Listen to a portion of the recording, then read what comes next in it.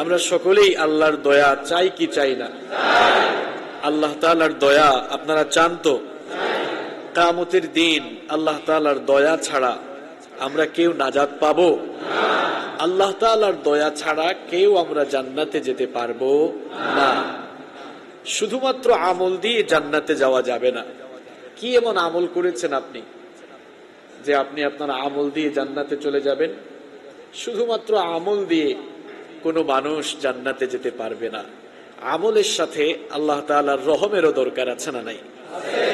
কিয়ামতের দিন আল্লাহ তাআলা এমন একজন আবেদ, এমন একজন সালেহ বান্দাকে ডাকবেন, যেই লোকটা সারা জীবন এত বেশি নেকির কাজ করেছে, এত ভালো আমল করেছে, ফেরেশতা যেই লোকটার পাপের খাতা শুরুও করতে পারে নাই, লেখা শুরু করতে পারে নাই, এমন একজন নেককার বান্দাকে আল্লাহ তাআলা ডেকে বলবেন, উদখুলিল জান্নাতা বিরহমাতি, go to the paradise with my mercy, আমার দয়ায় আমার জান্নাতের ভেতরে তুমি দাখিল হয়ে যাও।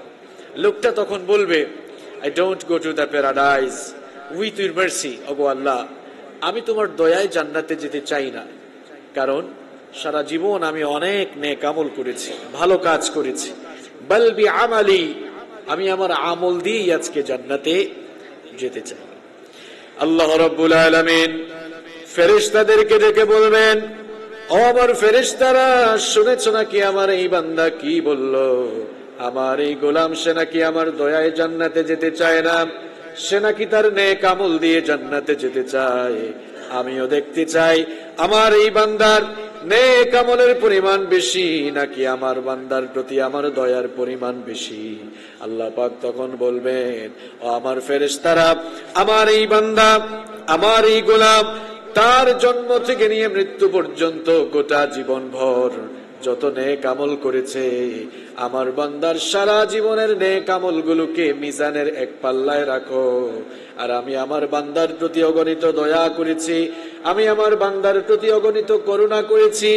আমাকে, আপনাকে, আমার আপনার প্রতি, আমাদের প্রতি আল্লাহ তাআলা কত দয়া করেছেন, কত অনুগ্রহ করেছেন। আমি আপনি যদি সেই দয়া, সেই অনুগ্রহ রাজির গণনা শুরু করি, গুনতে গুনতে কি আমরা কোনোদিন শেষ করতে পারবো নাকি? কোরআনে কারীমে আল্লাহ বলেছেন, ওয়া ইন তাউদ্দু নি'মাতাল্লাহি লা তুহসুহা, আমার নিয়ামতগুলোর গণনা যদি শুরু করো, গুনতে গুনতে কখনো শেষ করতে পারবা না। আল্লাহ তাআলা ফেরেশতাদেরকে বলবেন, এত নিয়ামতের দরকার নাই, এত দয়া, এত দয়ার দরকার নাই। আমার বান্দা দুনিয়া দেখার জন্য তাকে দুটি চর্মচক্ষু দিয়েছিলাম, দুটি চর্মচক্ষুরও দরকার নাই। একটা চক্ষু নামক দয়াকে মিজানের আরেক পাল্লায় রাখো। ফেরেশতারা যখন ওই বান্দার জন্ম থেকে নিয়ে মৃত্যু পর্যন্ত গোটা জীবন ভর করা সকল নেক আমলগুলোকে মিজানের এক পাল্লায় রাখবে, আর আরেক পাল্লায় যখন আল্লাহর দেওয়া একটা চক্ষু নামক দয়াকে রাখবে, দেখা যাবে বান্দার সমগ্র জীবনের নেক আমলের চাইতে আল্লাহর দেওয়া একটা চক্ষু নামক নেয়ামতের পাল্লা ভারী হয়ে যাবে। বান্দা তার ভুল বুঝতে পারবে, বান্দা তার ভুল বুঝতে পেরে বলবে, ওগো আল্লাহ, বুঝতে পেরেছি আমি আজ আমি কেবলমাত্র আমার আমল দিয়ে জান্নাতে যেতে পারবো না। যদি আমার প্রতি তুমি রহম না করো, আমার প্রতি যদি তুমি দয়া না করো, দয়া করে আমাকে তুমি মাফ করো, আর তোমার দয়ায় তোমার জান্নাত আমায় দান করো। আল্লাহ পাক তখন ফেরেশতাদেরকে ডেকে বলবেন, ও আমার ফেরেশতারা, তাকিয়ে দেখ, এতক্ষণ পর আমার বান্দা লাইনে এসেছে, এতক্ষণ পর আমার বান্দা বুঝতে পেরেছে আমার দয়া ছাড়া সে জান্নাতে যেতে পারবে না। আল্লাহ পাক ডেকে বলবেন, আমার গোলাম, তুমি যে বুঝতে পেরেছো, এতেই আমি খুশি হয়েছি। আমার গোলাম, আয় আয়, আমি আল্লাহ পাক তোকে মাফ করে দিয়ে আমার দয়ায় আমার জান্নাত তোকে দান করে দিলাম। এজন্য আল্লাহ তাআলার দয়ার দরকার আছে না নাই বলেন? কারণ আল্লাহর দয়া ছাড়া আমরা জান্নাতে যেতে পারবো আর কিছু যে চাই না আমি, চাই গো নাজাত, আল্লাহ তোমার কাছে আমার এই মোনাজাত, আল্লাহ তোমার কাছে আমাদের এই মোনাজাত। পড়েন আমিন। সম্মানিত ভাইরা, আজকের এই মাহফিলে আসতে পেরে আপনারা খুশি তো? বলেন আলহামদুলিল্লাহ। সম্মানিত ভাইয়েরা, একটি বিষয়ে মানুষ সবচেয়ে বেশি গাফেল, সবচেয়ে বেশি উদাসীন, আর সেই বিষয়টি হচ্ছে ম্যাক্সিমাম মানুষ চিন্তা করে না তারা কোথা থেকে এসেছে, কিভাবে এসেছে, আর কোথায় যাবে। এই ব্যাপারটি নিয়ে মানুষ চিন্তা ভাবনা করে না বলেই মানুষ গাফেল হয়ে যায়, উদাসীন হয়ে যায়। সে তার ডেস্টিনেশন ভুলে যায়, চিন্তা করে না কোথায় ছিল, কিভাবে আসলো, কোথায় যাবে, এ ব্যাপারে কোনো চিন্তা ভাবনা। আল্লাহ রাব্বুল আলামিন এই জন্য কোরআনে কারীমের বিভিন্ন জায়গায় এই কথাগুলো বলে মানুষদেরকে সতর্ক করেছেন। আল্লাহ পাক বলেন, একটু চিন্তা করো কোথায় ছিলাম, কিভাবে এসেছো, আর কোথায় যাবা, এ ব্যাপারে চিন্তা ভাবনা করো। কোরআনে কারীমের ৭৬ নম্বর সূরা সূরাতুল ইনসানের প্রথম আয়াতে আল্লাহ তাআলা সুন্দর করে বলছেন, হাল আতা আলাল ইনসানি হিনুম মিনাদ দাহরি লাম ইয়াকুন শাইআম মাযকুরা। আল্লাহ পাক বলেন, তোমাদের জীবনে কি এমন একটি সময় ছিল না যখন তোমরা উল্লেখযোগ্য কোনো বিষয় বা বস্তু হিসাবে পরিগণিত ছিলে না? তোমাদের কোনো নাম ছিল না, তোমাদের কোনো ঠিকানা ছিল না, ঘরও ছিল না, বাড়িও ছিল না। এমন একটি সময় কি তোমাদের উপরে ছিল না? তুমি তো কিছুই ছিলে না। কিভাবে পয়দা হলে, কিভাবে দুনিয়ায় আসলে, বান্দারে একটু চিন্তা করো। কোরআনে কারীমের ২৩ নম্বর সূরা সূরাতুল মুমিনুনের ১২ নম্বর আয়াত থেকে এবার আল্লাহ পাক বলছেন, কোথায় ছিল আর কিভাবে এসেছো শোনো। ওয়ালাকাদ খালাকনাল ইনসানা মিন সুলালাতিন মিন তিন সুম্মা জাআলনাহু নুতফাতান ফি ক্বারারিম মাকিন ثم خلقنا النطفة علقة فخلقنا العلقة مضغة فخلقنا المضغة عظاما فكسونا العظام لحما। আল্লাহ পাক বলেন, আমি তোমাদেরকে মাটির নির্যাস থেকে বানিয়েছি, পুরুষের স্পাম আর মহিলাদের ওভাম, এই দুটোকে মিলে এক ফোঁটা নাপাক পানি, যেই নাপাক পানি বের হয়ে গেলে মানুষের উপর গোসল ফরজ হয়ে যায়। এই এক ফোঁটা নাপাক পানি থেকে তোমার পয়দা হয়েছে। এক ফোঁটা নাপাক পানিকে তোমার মায়ের পেটের ভেতরে সুরক্ষিত জায়গায় ওই নাপাক পানি ফুটাকে আমি রেখে দিলাম। এরপরে ওই নাপাক পানি ফুটাকে আমি ধীরে ধীরে করে জমাট বাঁধা রক্তে পরিণত করলাম। অতঃপর সেই জমাট বাঁধা রক্তকে মাংসের পিণ্ড বানালাম, গোশত পিণ্ডে পরিণত করলাম। তারপরে সেই গোশতের টুকরাকে আমি বড় একটি হাড্ডিতে রূপান্তর করলাম। এরপরে সেই হাড্ডির উপরে গোশতের পোশাক পরিয়ে দিয়ে সুন্দর একটা স্ট্রাকচার দিলাম। চক্ষু দিলাম, নাক দিলাম, ঠোঁট দিলাম, হাত দিলাম, পা দিলাম, সুন্দর একটা অবয়ব আমি দান করলাম। সুন্দর একটা স্ট্রাকচার দিয়ে তোমার মায়ের পেটের ভেতরে আমি তোমাকে সৃষ্টি করলাম। দেখো, কিছুই ছিল না, এক ফোঁটা নাপাক পানি থেকে ধাপে ধাপে, স্টেপ বাই স্টেপ তোমাদেরকে সৃষ্টি করলাম। আজকে হিউম্যান এমব্রায়োলজি নিয়ে যারা রিসার্চ করেছেন, ভ্রূণ তত্ত্ব নিয়ে যারা গবেষণা করছেন, কোরআনের এই ফর্মুলার সাথে, মানব সৃষ্টির এই ফর্মুলার সাথে তারাও মাথা নত করে একাত্মতা পোষণ করেছেন। হিউম্যান এমব্রায়োলজি নিয়ে যারা গবেষণা করেছেন, মায়ের পেটে ভ্রূণ কেমনি বিকাশ সাধিত হয় গবেষণা করে বহু বিজ্ঞানীরা কিন্তু কোরআনের আয়াতের সাথে মিলটা খুঁজে পেয়ে তারা ইসলাম কবুল করেছে। সুবহানাল্লাহ। আমার কোরআন কত সায়েন্টিফিক দেখেন। হিউম্যান এমব্রায়োলজির এই ধারণা বিজ্ঞান কিছুদিন আগে দিয়েছে, আর আল্লাহ তাআলা কোরআনে কারীমে ১৫০০ বছর আগে দিয়েছেন। আল্লাহু আকবার। এমন একটি সায়েন্টিফিক কিতাব আপনাদের ঘরে নাই? আছে। এটাকে তো আপনারা তাবিজের ব্যবসার কিতাব বানিয়েছে। এই দেশের কিছু হুজুররা আর এই দেশের কিছু মানুষরা এটাকে এখন তাবিজের ব্যবসার কিতাব বানিয়েছে। এটা কি তাবিজের ব্যবসার জন্য এসেছে? এই কিতাব আল্লাহ তাআলা তাবিজের ব্যবসার জন্য দেন নাই। এটি হচ্ছে জ্ঞানের কিতাব। এটি এমন একটি কিতাব, it's the source of knowledge and science. সকল জ্ঞান বিজ্ঞানের উৎস এই কিতাবের ভেতরে আছে না নাই?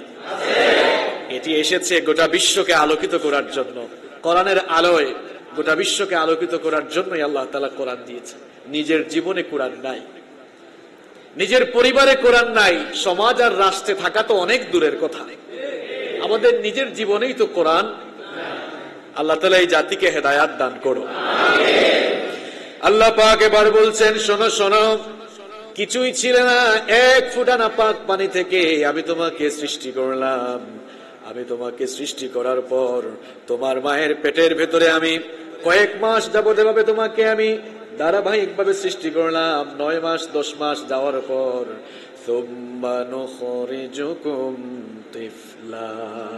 এরপরে বাচ্চার আকারে মায়ের পেটের ভেতর থেকে বের করে তোমাকে দুনিয়ায় নিয়ে আসলাম। সুবহানাল্লাহ। এই যে দুনিয়াতে আপনি আসলেন, দুনিয়াতে আসার আগে আপনি কোথায় ছিলেন একটু চিন্তা করেন ভাই। আপনি কিছুই ছিলেন না, এক ফোঁটা নাপাক পানি থেকে আল্লাহ আপনাকে পয়দা করেছেন। এরপরে দুনিয়াতে আসলেন, দুনিয়াতে আসার পরে একটু ক্ষমতা পাইলেই তো অবস্থা খারাপ, ঠিক কিনা? দেখেন না, একটু ক্ষমতা পাইলেই মুখ দিয়ে যা আসে তাই বলে, মৌলবাদের শেকড় তুলে ফেলবো, এই করে ফেলবো, সেই করে ফেলবো।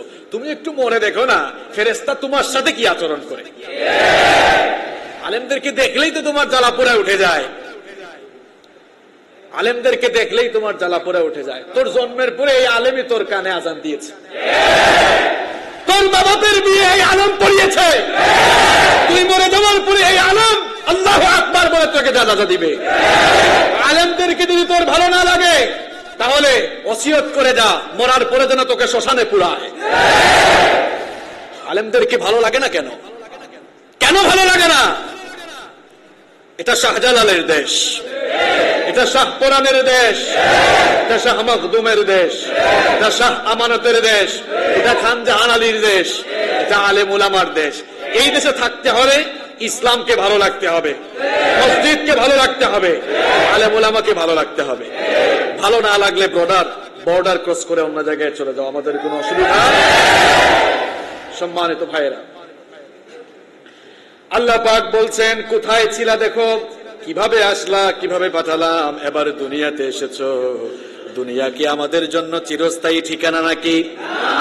এই আয়াতগুলোতে, এই আয়াত কিন্তু শেষ না, দেখেন সূরাতুল মুমিনুনের এই আয়াতগুলোতে আল্লাহ তাআলা খুব সুন্দর করে বলছেন আমাদের ডেস্টিনেশন কোথায়। আল্লাহ পাক এবার বলছেন, দুনিয়াতে এসেছো, এই দুনিয়ায় চিরদিন থাকবে না। আমি তোমার জন্য একটা নির্দিষ্ট সময় ঠিক করে দিয়েছি, অবকাশের একটি সময় ঠিক করে দিয়েছি। ওই সময় ফুরিয়ে যাওয়ার পর সুম্মা ইন্নাকুম বা'দা যালিকা লামাইয়িতুন, ওই সময় যখন ফুরিয়ে যাবে তখন তোমরা সবাই মরে যাবে। মৃত্যুর সাথে তোমরা সবাই মুলাকাত করবে, সবারই সাক্ষাৎ। যখন তোমরা মরে যাবা, মরে যাওয়ার পর সবাই বারজাকি জিন্দেগিতে প্রবেশ করবে। বারজাক মানে হচ্ছে কবরের জগৎ, এটাকে বলা হয় আলমে বারজাক। বারজাকের জগতে প্রবেশ করার পর সেখানেও তোমাদের চিরস্থায়ী ঠিকানা হবে না। বারজাকের জীবনে তোমরা কতদিন থাকবা শোনো, সুম্মা ইন্নাকুম ইয়াউমাল কিয়ামাতি তুবআসুন, ডে অফ রিসারেকশন, পুনরুত্থান দিবস পর্যন্ত, কিয়ামতের আগ পর্যন্ত ওই বারজাখের ভেতরে থাকবা। এরপরে হাসরের ময়দানে সবাইকে একত্রিত করবেন কে? তাহলে প্রিয় ভাইয়েরা, যতই আপনার বাড়ি বলে লাফান না কেন, আপনার এলাকা বলে লাফান না কেন, আসলে আমাদের প্রত্যেকের ডেস্টিনেশন হচ্ছে মৃত্যুর মাধ্যমে কবর নামক একটি রাস্তা পাড়ি দিয়ে আখেরাত, ঠিক কিনা? কিয়ামত আমাদের সকলের জন্য আসল ঠিকানা। আমাদের সবার জন্য 5টি পর্যায় ছিল, 5টি পর্যায় রয়েছে। কয়টা পর্যায়? ভালো করে শুনে। নাম্বার 1, 1 নাম্বার হচ্ছে আলমে আরওয়াহ। কি বললাম? এদিকে তাকান, ওদিকে তাকায় লাভ নেই, আমার দিকে তাকান। 1 নাম্বার হচ্ছে আলমে আরওয়াহ, রূহের জগৎ। আমরা সবাই কিন্তু রূহের জগতে ছিলাম, তাই না? রূহের জগৎ থেকে আমরা ইন্তেকাল করলাম।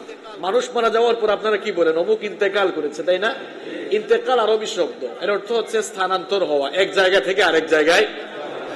রূহের জগৎ থেকে আমরা ইন্তেকাল করে আমরা কোথায় আসলাম? না, আলমে আরহাম, মায়ের পেটের জগতে। ওখানে 9 মাস 10 মাস আমরা ছিলাম। এরপরে মায়ের পেটেও আমরা থাকতে পারলাম না, ইন্তেকাল হয়ে গেল। মায়ের পেট থেকে ইন্তেকাল হয়ে যাওয়ার পর চলে আসলাম আমরা দুনিয়ার মধ্যে। এই দুনিয়াতেও থাকবেন, একদিন বলা হবে ইন্না লিল্লাহি ওয়া ইন্না ইলাইহি, অমুক ইন্তেকাল করেছেন, এরকম ঘোষণা আসবে কিনা? তাহলে এই দুনিয়া থেকেও আমাদের ইন্তেকাল হবে। দুনিয়া থেকে ইন্তেকাল হওয়ার পর 4 নাম্বার যে জগতে আমরা প্রবেশ করব, সেটাকে বলা হয় আলমে বারজাখ। বারজাখের জগৎ বা কবরের জীবন আমরা বলতে পারি। কবরের জীবনও ফুরিয়ে যাবে, ওখানেও ইন্তেকাল হবে। আবার ওখানেও ইন্তেকাল হবে। ইন্তেকাল মানে কি? এক জায়গা থেকে আরেক জায়গায় স্থানান্তর হয়ে যাওয়া। ওখান থেকে ইন্তেকাল করে আমরা সবাই হাসরের ময়দানে গিয়ে সমবেত। চিরস্থায়ী বলতে কিছুই নাই। মুমিনের জন্য চিরস্থায়ী ঠিকানা জান্নাত। চিরস্থায়ী ঠিকানা কি? জান্নাত। জান্নাতই আমাদের আসল বাড়ি, ঠিক কি না? আমরা জান্নাতে যেতে চাই কি চাই না? তাহলে আমরা কি বুঝলাম? আমরা এখন কয় নাম্বার জগতে আছি? 2টা ফেলে এসেছি, আরো 2টা আমাদের জন্য অপেক্ষা করছে। যেখানে আছি বেশি দিন নাই, কিন্তু বেশি দিন কি, বেশি সময় নাই। কে যে কখন চলে যায় কেউ আমরা জানি। মানুষের জীবনে যতগুলো সত্য রয়েছে তার মধ্যে সর্বাপেক্ষা বস্তুনিষ্ঠ, অলঙ্ঘনীয়, অনিবার্য মহাসত্য হচ্ছে মৃত্যু। সকলকেই মৃত্যুর সাথে মোলাকাত করতেই হবে। মৃত্যুর হাত থেকে আমরা কেউ বাঁচতে পারবো? পৃথিবী আমাদের কারোর জন্যই আসল ঠিকানা। পৃথিবী আমার আসল ঠিকানা নয়, মরণ কে দিন মুছে দেবে সকল রঙিন পরিচয়। পৃথিবী আমার আসল ঠিকানা নয়, মিছে মানুষের বন্ধন, মিছে মায়া স্নেহ প্রীতি ক্রন্দন, মিছে জীবনের রং ধনু 7 রং, মিছে জীবনের রং ধনু 7 রং, মিছে জয় আর পরাজয়। পৃথিবী আমার আসল ঠিকানা নয়, মিছে ক্ষমতার দ্বন্দ্ব, মিছে গান কবিতার ছন্দ, মিছে অভিনয় নাটকের মঞ্চে, মিছে দুদিনের অভিনয়। পৃথিবী আমার আসল ঠিকানা নয়, মরণ একদিন মুছে দেবে সকল রঙিন পরিচয়। পৃথিবী আমার আসল ঠিকানা নয়, ঠিক কিনা? আমাদের কারো জন্য আসল ঠিকানা। মৃত্যুর মাধ্যমে সব খেলা বন্ধ হয়ে যাবে, আপনার জীবন তরি নিভে যাবে। মৃত্যুর মাধ্যমে এই দুনিয়ার রং তামাশা শেষ হয়ে যাবে, আখেরাতের অনন্ত অসীম জীবনের পথে যাত্রা সূচিত হবে। প্রিয় ভাইয়েরা, এই মৃত্যু এর কিছু বৈশিষ্ট্য রয়েছে। আমি কোরআন এবং সুন্নাহ গবেষণা করে মৃত্যুর 8টি বৈশিষ্ট্য খুঁজে বের করেছি। কয়টা বৈশিষ্ট্য? এই 8টি বৈশিষ্ট্য আপনাদের সামনে এখন তুলে ধরবো ইনশাআল্লাহ। মৃত্যুর 8টি বৈশিষ্ট্য রয়েছে। নাম্বার 1, 1 নম্বর হচ্ছে everyone will take the test of death. যাদের প্রাণ আছে প্রত্যেকটি প্রাণসত্তাকে মৃত্যুর স্বাদ আস্বাদন করতে হবে। মৃত্যুর স্বাদ আপনাকে নেওয়া লাগবেই। আপনি যেন মৃত্যুর কথা ভুলে না যান। প্রাণ যাদের আছে তারা সবাই মৃত্যুর স্বাদ ভোগ করবে। এই জন্য কোরআনে কারীমের ভিন্ন 3টি সূরার 3টি আয়াতে আল্লাহ তাআলা একই কথা বললেন, কুল্লু নাফসিন যায়িকাতুল মাউত। প্রত্যেকেই মৃত্যুর স্বাদ আস্বাদন করবে। আরবের একজন প্রখ্যাত কবি, তিনি তার কবিতায় বড় চমৎকার করে বলেছেন, আল মাউতু কাসুন কুল্লু নাসিন শারিবুন, আল মাউতু কাসুন কুল্লু নাসিন শারিবুন, ওয়াল কবরু বাইতুম কুল্লু নাসিন দাখিলুন। মৃত্যু হচ্ছে এমন একটি পেয়ালার নাম, যেই পেয়ালা থেকে সবাই পান করা লাগবে। আর কবর হচ্ছে এমন একটি বাড়ির নাম, যেই বাড়িতে সকল মানুষগুলোকেই ঢোকা লাগবে। প্রত্যেক দিন মসজিদের মাইক থেকে, প্রত্যেক দিন বিভিন্ন মসজিদের মাইক থেকে এলান করা হয়, ঘোষণা করা হয়, অমুক এলাকার অমুক লোক দুনিয়া থেকে চলে গিয়েছে। প্রত্যেক দিন এমন বহু এলান আপনি শুনতে পান। অনেক সময় আপনি কত মানুষের জানাজায় গিয়ে শামিল হন। এইরকম করে মানুষের মৃত্যুর ঘোষণা শুনতে শুনতে, মানুষের জানাজায় শামিল হতে হতে এমন একটা সময় চলে আসবে যখন আপনার মৃত্যুর খবর মসজিদের মাইকে ঘোষণা হবে। আপনার মৃত্যুর খবরও একদিন মসজিদের মাইকে মাইকে এলান হবে। কত মানুষের জানাজায় আপনি গিয়েছেন, কত মানুষের জানাজায় আপনি গিয়েছেন। এমন একটা সময় আসবে আপনার লাশকে বহন করে, খাটিয়ায় বহন করে মানুষও আপনার জানাজা দিবে। আরে দেখেন, মানুষ মারা যাওয়ার পর কোনো দামই থাকে না। মেস বুঝেন আপনারা? মেস বুঝেন না? মেসের কাজ কি? আগুন জ্বালান। মেসের ভেতরে কি থাকে? বারুদ বা দিয়াশলাই থাকে। এই দিয়াশলাই ফুরিয়ে গেলে মেসের কোনো দাম আছে? ওই বক্সটাকে মানুষ কি করে? ফেলে দেয়। আমাদের দেহটা হচ্ছে ওই মেসের বাক্সের মতো, আর বারুদ বা দিয়াশলাইটা হচ্ছে আমাদের আত্মার মতো। দিয়াশলাই বা বারুদ শেষ হয়ে গেলে মানুষ যেমন ছুঁড়ে ফেলে দেয়, ঠিক এরকম আমাদের আত্মা, আমাদের রূহ দেহের মধ্য থেকে চলে গেলে এই দেহেরও দাম কমে যায়। একজন লোকের নাম হচ্ছে অমুক চৌধুরী, মারা যাওয়ার পর মানুষ কি বলে? অমুক চৌধুরীকে গোসল করান। হ্যাঁ, অমুক চৌধুরীকে জানাজা দেন বলা হয়? বলে লাশটাকে গোসল করাও, লাশটাকে আস্তে করে ধরো। বলা হয় না যে অমুক সাহেবকে ধরো, বলা হয়? দেখেন, মারা যাওয়ার পর মানুষের নামটা পর্যন্ত চেঞ্জ হয়ে যায়, বদলে যায়, নামটাও মানুষ আর নিতে। তাহলে মৃত্যুর এক নাম্বার বৈশিষ্ট্য বললাম, প্রাণ যাদেরই আছে তারাই মরে যাবে, এতে কোনো সন্দেহ। নাম্বার 2 নাম্বার হচ্ছে no one can escape from death. কেউ মৃত্যু থেকে পালিয়ে বাঁচতে পারবে না। মৃত্যু থেকে কি কেউ পালিয়ে বাঁচতে পারবে?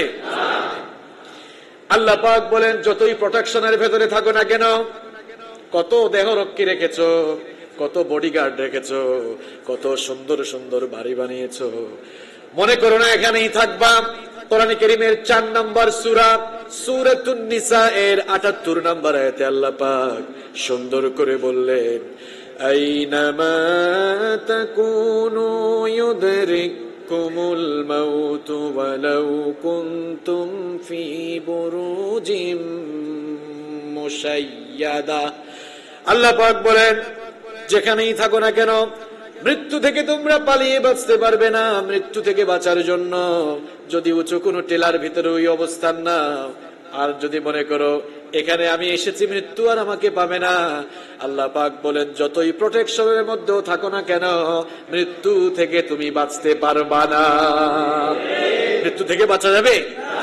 কোরআন কারীমের 62 নম্বর সূরা সূরাতুল জুমআ এর 8 নম্বর আয়াতে আল্লাহ পাক আরো সুন্দর করে বললেন, قل إن الموت الذي تفرون منه فإنه ملاقيكم ثم تردون إلى عالم الغيب والشهادة فينبئكم بما كنتم تعملون। আরবের বিখ্যাত কবি জুহাইর তার কবিতার পংক্তির ভেতরে এমন কয়েকটি লাইন দিয়েছেন, সরাসরি এই আয়াতের অনুবাদের সাথে মিলে গেল। তিনি তার কবিতায় বড় চমৎকার করে বলেছেন, ওয়ামান হাবা আসবাবাল মানায়া ইয়ানালনাহু ওয়ামান হাবা আসবাবাল মানায়া ইয়ানালনাহু ওয়া ইয়ুরকা আসবাবাস সামাআ বিসুল্লাবি। মরণ থেকে পালাও তুমি, সেই মরণ তোমায় লইবে গিরি, যদিও সুদূর আকাশ পানে লোকাও সেথায় লাগিয়ে সিঁড়ি। এই মহারোগের ঔষধ নাই, এই মহারোগের চিকিৎসক নাই, নাই সেই ঔষধ জগতে। খুঁজিয়া কাতর হইলে কি হবে, পারিবে না তারে ফিরাতে। মৃত্যুর কোনো ঔষধ আছে? মৃত্যুর কোন ট্যাবলেট বা ক্যাপসুল থাকলে মানুষ সব ঔষধ, সব ক্যাপসুল ট্যাবলেট ফালাইয়া থুইয়া আগে মৃত্যুর ওষুধ থাকলে ওটাই নিয়ে ফেলতো, ওটাই খেয়ে ফেলতো, ঠিক কিনা? বাঁচার জন্য মানুষ কত কিছু করে, কত কিছু করে। কিন্তু বলেন, মৃত্যু থেকে বাঁচার কি কোনো ঔষধ আছে? কোনো মেডিসিন আছে? আবিষ্কার হওয়ার মনে হয় সম্ভাবনা আছে? সম্ভাবনা আছে? মৃত্যুর হাত থেকে কেউ বাঁচতে পারবে? মৃত্যু থেকে বাঁচার জন্য আপনি যেখানেই যান লাভ নাই, মৃত্যু আপনার হবেই। সাইয়েদনা সুলাইমান আলাইহিস সালাম, নাম শুনেছেন তো আপনারা? হু ইজ সুলাইমান আলাইহিস সালাম? তিনি কে ছিলেন? তিনি একজন প্রফেট ছিলেন, তিনি একজন নবী ছিলেন, তাই না? তিনি তার বাবা দাউদ আলাইহিস সালাম কর্তৃক মাত্র 13 বছর বয়সে সিংহাসনে আরোহণ করেছিলেন। দাউদ আলাইহিস সালামের একজন মন্ত্রী ছিল, তিনি মারা যাওয়ার পর, তার ইন্তেকালের পর তার ছেলে সাইয়েদনা সুলাইমান আলাইহিস সালাম তিনি যখন সিংহাসনে আরোহণ করলেন, ওই মন্ত্রী তারও মন্ত্রী পরিষদের ভেতরে থাকলেন। দাউদ আলাইহিস সালাম, সুলাইমান আলাইহিস সালাম একবার এক মজলিসের মধ্যে বসে আছেন, ওই মজলিসে তার ওই মন্ত্রীও ছিল। হঠাৎ করে একজন লোক সুলাইমান আলাইহিস সালামকে সালাম দিয়ে ভেতরে ঢুকলো, সুলাইমান আলাইহিস সালামের সাথে কথা বলছিল, কিন্তু লোকটা সুলাইমান আলাইহিস সালামের মন্ত্রীর দিকেই বারবার তাকায়। তাকানো দেখে সুলাইমান আলাইহিস সালামের মন্ত্রী ভীত সন্ত্রস্ত হয়ে গেলেন। ওই লোকটা বিদায় নেওয়ার পর সুলাইমান আলাইহিস সালামের মন্ত্রী বললেন, ওগো আল্লাহর নবী সুলাইমান, কিছুক্ষণ আগে আগন্তুক এক ব্যক্তি আপনার কাছে এসেছিল, ওই লোকটা আমার দিকে বারবার তাকালো, কারণটা তো বুঝলাম না, আর এই লোকটাই বা কে? তাকে তো আমি কোনোদিনও দেখি নাই। সাইয়েদনা সুলাইমান আলাইহিস সালাম তখন বললেন, উনি সাধারণ কোনো মানুষ নন, মানুষের বেশ ধরে মালাকুল মাউত আমার সাথে দেখা করার জন্য এসেছিলেন। এই কথা শুনে সুলাইমান আলাইহিস সালামের মন্ত্রীর কলিজার ভেতরে ভয় আরো বাড়লো না কমলো? সুলাইমান আলাইহিস সালামের মন্ত্রী বললেন, এই জন্যই তো লোকটা আমার দিকে বারবার তাকিয়েছে, তার তাকানো দেখে আমার কলিজার ভেতরে কম্পন শুরু হয়ে গিয়েছে। তিনি তখন বললেন, এই লোকটাকে যদি আমি আরেকবার দেখি তাহলে আমার ভয় আরো বাড়তে পারে। ওগো আল্লাহর নবী সুলাইমান, আল্লাহ পাক তো আপনাকে মুআজিজা দিয়েছেন, বাতাস আপনার হুকুম মানে, বাতাসকে আপনি হুকুম করেন, বাতাস যেন আমাকে নিয়ে হিন্দুস্তানের কোন দূরবর্তী জায়গায় রেখে আসে। সাইয়েদনা সুলাইমান আলাইহিস সালাম বাতাসকে অর্ডার করলেন, তার মন্ত্রী সুলাইমান তার মন্ত্রীকে যেন হিন্দুস্তানের দূরে কোথাও রেখে আসে।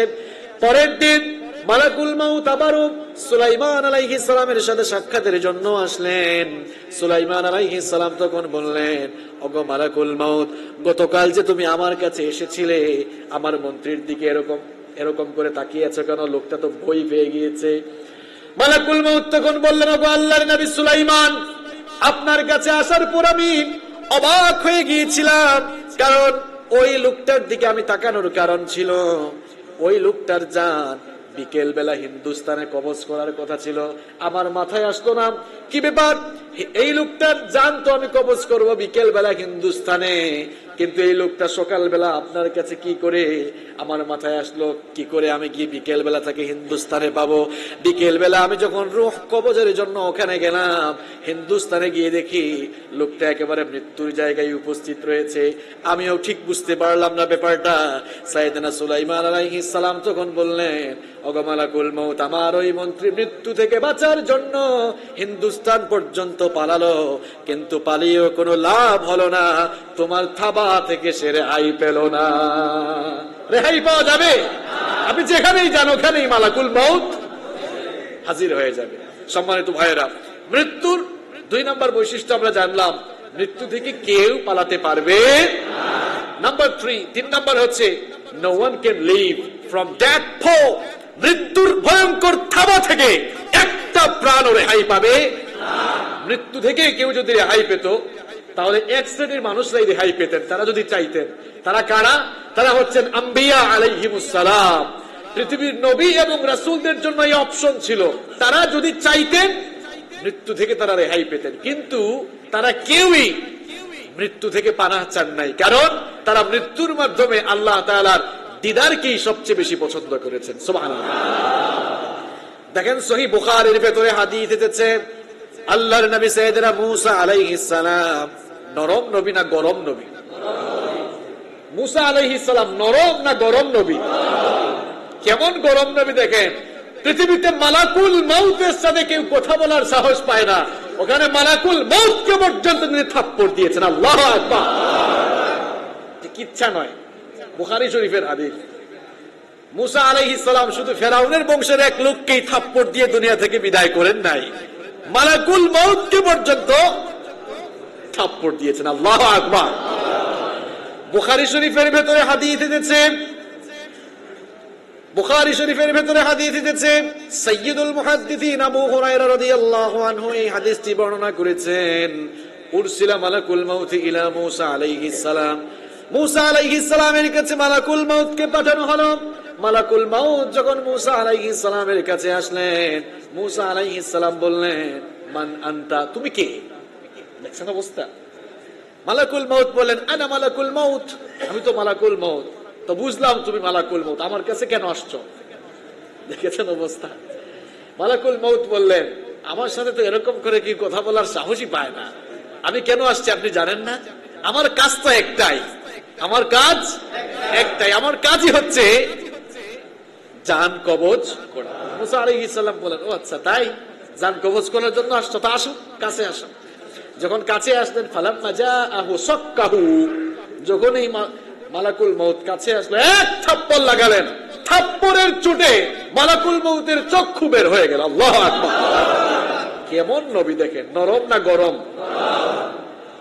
মালাকুল মউত এক থাপ্পড় খেয়ে আল্লাহর কাছে গিয়ে বলল, আরসালানি ইলা আব্দুল্লাহ ইউরিদুল মাউত, ওগো আল্লাহ, তোমার এমন এক বান্দার কাছে আমাকে পাঠিয়েছো রূহ কবজের জন্য, উল্টা আমারই জান সে কবজ করে ফেলতে চায়। এমন একজনের কাছে পাঠিয়েছে, উল্টা সে আমাকেই মেরে ফেলতে চায়। দেখো কি করেছে, চক্ষুটা এক থাপ্পড় দিয়ে একেবারে বের করে ফেলেছে। আল্লাহ তাআলা আবার মালাকুল মউতের চক্ষুটাকে ঠিক করে দিলেন। মালাকুল মউতের চক্ষু ঠিক করে দিয়ে বললেন, চলে যাও আবার নবী সাইয়েদনা মূসা আলাইহিস সালামের কাছে। আমার নবী মূসা আলাইহিস সালামকে গিয়ে বলো, আল্লাহ পাক আপনাকে বলেছেন আপনি যদি আরো হায়াত চান তাহলে আপনি একটি ষাঁড়ের পিঠের উপরে হাত রাখবেন। একটি ষাঁড়ের পিঠের উপরে হাত রাখার পর আপনি হাত দিয়ে যতগুলো লোমকে রাখতে পারবেন, প্রত্যেকটি লোমের পরিবর্তে এক এক বছর আল্লাহ হায়াত বাড়িয়ে দেবেন। মূসা আলাইহিস সালাম বললেন, আচ্ছা ঠিক আছে মালাকুল মউত, এবার আমাকে বলো ওই সময়গুলো যখন শেষ হয়ে যাবে তখন কি হবে? তখন মালাকুল মউত বললেন, সময় তো ফুরিয়ে গেলে অবশ্যই মৃত্যুর পেয়ালা আপনাকে গ্রহণ করতে।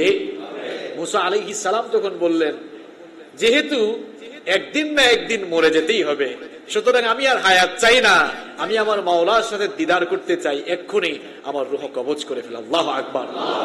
এই ঘটনাটি শুধু আপনাদেরকে মজা দেওয়ার উদ্দেশ্যে শোনাই নাই, শুনিয়েছি এই জন্য পৃথিবীর নবী রাসূলরাও মৃত্যুর পেয়ালা পান করেছেন। মৃত্যুর 4 নম্বর বৈশিষ্ট্য হচ্ছে, the time of death is determined by Almighty Allah and it doesn't come with anyone's permission. মৃত্যুর জন্য একটি নির্দিষ্ট সময় নির্ধারণ করে দিয়েছেন কে? আর মৃত্যু কারো পারমিশন নিয়ে আসে না। মৃত্যু আসার আগে পারমিশন নেই যে অমুক সাহেব আমি কিন্তু আসতেছি, এরকম বলে আসে মৃত্যু, অনুমতি নিয়ে আসে না। আবার মৃত্যুর একটি সময় আছে, ওই সময় চলে আসলে সময় কেউ আগাতেও পারবে না, পিছাতেও। কোরআনে কারীমের 7 নম্বর সূরা সূরাতুল আরাফের 34 নম্বর আয়াতে আল্লাহ পাক সুন্দর করে বললেন, ওয়ালিকুল্লি উম্মাতিন আজাল ফাইযা জাআ আজালুহুম লা ইস্তাখিরুনা সাআতান ওয়া লা ইস্তাকদিমুন। আল্লাহ পাক বলেন, প্রত্যেকের জন্যই অবকাশের একটি নির্দিষ্ট সময় নির্ধারিত রয়েছে। ওই সময় যখন তোমার ফুরিয়ে যাবে, মৃত্যুর সময় চলে আসলে ওই সময় থেকে এক সেকেন্ডও কেউ আগাতে পারবে না, আবার ওই সময় থেকে কোনো সময় কেউ পিছাতেও পারবে না। কেউ পারবে? আমাদের দেশে দেখবেন 8টার প্রোগ্রাম 9টায় শুরু হয়, আছে না নাই? কিন্তু আপনার 8টার মৃত্যু কি 9টায় হবে নাকি? এরকম আশা করা যাবে না। 8টার মৃত্যু ঠিক 8টাই আমরা সময় সম্পর্কে সবচেয়ে অসচেতন জাতি, এই জন্য আমরা এখনো উন্নতি করতে পারি নাই। আমাদের দেশে দেখবেন 10টার গাড়ি যে কয়টায় যায়, 10টার ট্রেন যে কয়টায় যায়, এটা স্টেশনের মাস্টারও ঠিক মতো বলতে পারে। যাত্রীরা রেলওয়ে স্টেশনে একদিন দেখলো একেবারে টাইম মতোই ট্রেন এসে হাজির, তো কয়েকজন খুশি হয়ে বলল, হা আমাদের দেশে এটা সম্ভব, খুব ভালো, আজকে টাইম মতো চলে আসছে। আরেকজন বলল, ভাই খুশি হওয়ার কোনো কারণ নাই, গতকাল 10টার ট্রেন, আজকে 10টায় এসেছে। সময় সম্পর্কে অসচেতন জাতি আমরা। সময়কে যারা মূল্যায়ন করবে না, সময়ের যারা কদর করবে না, এরা তাদের জীবনে সফল হতে পারবে। প্রিয় ভাইয়েরা, তাহলে মৃত্যুর 4 নম্বর বৈশিষ্ট্য হচ্ছে মৃত্যুর সময়টা নির্ধারণ করে দিয়েছেন কে? মৃত্যুর 5 নম্বর বৈশিষ্ট্য হচ্ছে শুধু সময় নয়, the place of death is determined by Almighty Allah. কোন জায়গায় মারা যাবেন ওই স্থানটিও নির্ধারণ করে দিয়েছেন কে? কোরআনে কারীমের 31 নম্বর সূরা, সূরা লুকমানের 34 নম্বর আয়াতের শেষাংশে আল্লাহ পাক সুন্দর করে বললেন, ওয়া মা তাদরি নাফসুম বিআইয়ি আরদিন তামুত ইন্নাল্লাহা আলিমুন খাবীর। আল্লাহ তাআলা বলেন, কেউ জানে না কে কোথায় মারা যাবে, এটি একজনই জানেন, তিনি কে? তিনি কে? আল্লাহর নাম বলতে আপনাদের কষ্ট হয়? আচ্ছা, আমরা কে কোন জায়গায় মারা যাবো কেউ জানি? রাস্তায় পড়ে মরবেন না হসপিটালে মরবেন? আর যারা ইসলামের বিরোধিতা করে, আরে আরে কোথায় পড়ে যে মরবা? কপালে খারাপই থাকলে তো টয়লেটের টাঙ্কিতেও পড়ে মরা লাগতে পারে। কত মানুষের ক্ষমতা কত দিকে চলে গেছে, ঠিক কি না? মালাকুল মউত যখন আসবে ঠেলা বুঝবা, ঠেলা বুঝবা। তোমার বডিগার্ড কেউ আর রক্ষা করতে পারবে না। কি ফডর ফডর করে, এই ফডর ফডর চলবে না। প্রত্যেকের জন্যই মৃত্যু আছে না নাই? তোমার বাপ দাদা চলে গিয়েছে, তাদেরকে বলা হতো, কি বাড়ি কোথায় ভাই? ওই যে দেখা যায় এটা আমার বাড়ি। এখন আপনাকে মানুষ বলে বাড়ি কোথায়? এই তো এই সুন্দর বাড়িটা আমার। আপনার বাবাও বলেছিল এটা তার বাড়ি। এই বাড়িতে জায়গা হয়েছে? কোন বাড়িতে গিয়েছে? আপনিও বলছেন এটা আপনার বাড়ি, এটা আপনার বাড়ি নয়, কবর হচ্ছে আপনার আসল বাড়ি, ঠিক কিনা? ইসলামের বিরোধিতা করো, কবরে যাও, ঠেলা বুঝবা। ওই বাড়িতে কেমন মাই এটা কেউ জানে? কে জানেন? মৃত্যুর জায়গাটি কেউ নির্ধারণ করে দিয়েছেন কে? নাম্বার 6 নম্বর হচ্ছে মৃত্যুর 6 নম্বর বৈশিষ্ট্য হচ্ছে Almighty Allah creates the need at the place of death. যে জায়গায় মানুষের মৃত্যু নির্ধারিত, ওই জায়গায় মানুষের একটা প্রয়োজন সৃষ্টি করে দেন কে? আমি এরকম বহু মানুষ দেখেছি, আপনারাও দেখেছেন। বাসাই ছিল, বাসা থেকে বের হয়েছে, মনে করেন নয়া বাজার মরে গিয়েছে, অ্যাক্সিডেন্ট করে মারা গিয়েছে। ওই সময় কোনো কাজে সে ওখানে গিয়েছে, আসলে তার মৃত্যুর জায়গাটা ওখানেই নির্ধারিত। আর আল্লাহ তাআলা মৃত্যুর সময় ওখানে একটা প্রয়োজন সৃষ্টি করে দিয়েছেন, সেও ওখানে গিয়েছে, মৃত্যুর সাথে সাক্ষাৎ। আপনার মৃত্যু যদি চমেকে থাকে, ওখানেই প্রয়োজন সৃষ্টি হবে। দেখা যাবে হঠাৎ করে পেট ব্যথা, এই ব্যথা সেই ব্যথা, বিভিন্ন রোগ আছে না নাই? ওখানে যাইতেই হবে, কারণ ওখানে যাওয়ার জন্য প্রয়োজন সৃষ্টি করে দিবেন কে? যদি বিছানায় মৃত্যু নির্ধারিত থাকে, তো বিছানায় যাওয়ার আগ পর্যন্ত আপনি মরবেন। অর্থাৎ মৃত্যুর জায়গা যেখানেই আল্লাহ তাআলা নির্ধারণ করে রেখেছেন, সেই জায়গায় আল্লাহ তাআলা আপনার একটি প্রয়োজন সৃষ্টি করে দিবেন, যেন মৃত্যুর ওই সময়টাতেই আপনি ওখানে গিয়ে হাজির হয়ে যান। মৃত্যুর 7 নম্বর বৈশিষ্ট্য হচ্ছে the decision of death is determined by almighty Allah. মৃত্যুর সিদ্ধান্ত এটি জমিন থেকে আসে না। মৃত্যুর ফয়সালা এটা জমিনে হয় না, মৃত্যুর ফয়সালা কার পক্ষ থেকে আসে? এজন্য মুমিন কাউকে পরোয়া করে না, ভয় করে না। মনে রাখবেন একটি কথা, যারা আল্লাহকে ভয় করে তাদেরকে গোটা দুনিয়া ভয় করে, আর যারা আল্লাহকে ভয় না করে মানুষকে ভয় করে, অমুক তমুককে ভয় করে, গোটা দুনিয়া ওদেরকেই ভয় দেখায়। আপনারা ভয় করেন কাকে? বলতেছেন তো আল্লাহকে। একটু মিছিলে যান, দেখা যাবে পরের দিন আর পাওয়া যাবে। এর নাম আল্লাহর ভয় না? আল্লাহকে ভয় করলে দুনিয়ার মানুষ ওই বান্দার কাছে নগণ্য হয়ে যায়, সে কাউকে আর পরোয়া করে। যারা আল্লাহকে ভয় করে গোটা দুনিয়া তাকে ভয় করে। এই জন্য ভয় করবো কাকে? যাদের হৃদয়ে আছে আল্লাহর ভয়, তারা কভু পথ ভুলে যায় না।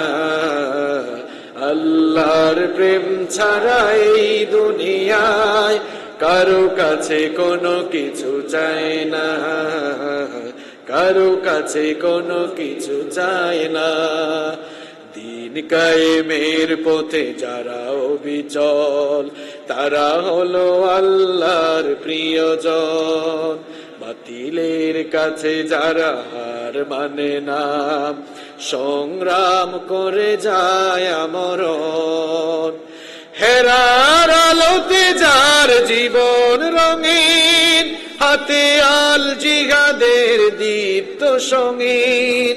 ছলনার হাত ছানি যত আসুক, পেছনে ফিরেও তাকায় না, পেছনে ফিরেও তাকায় না।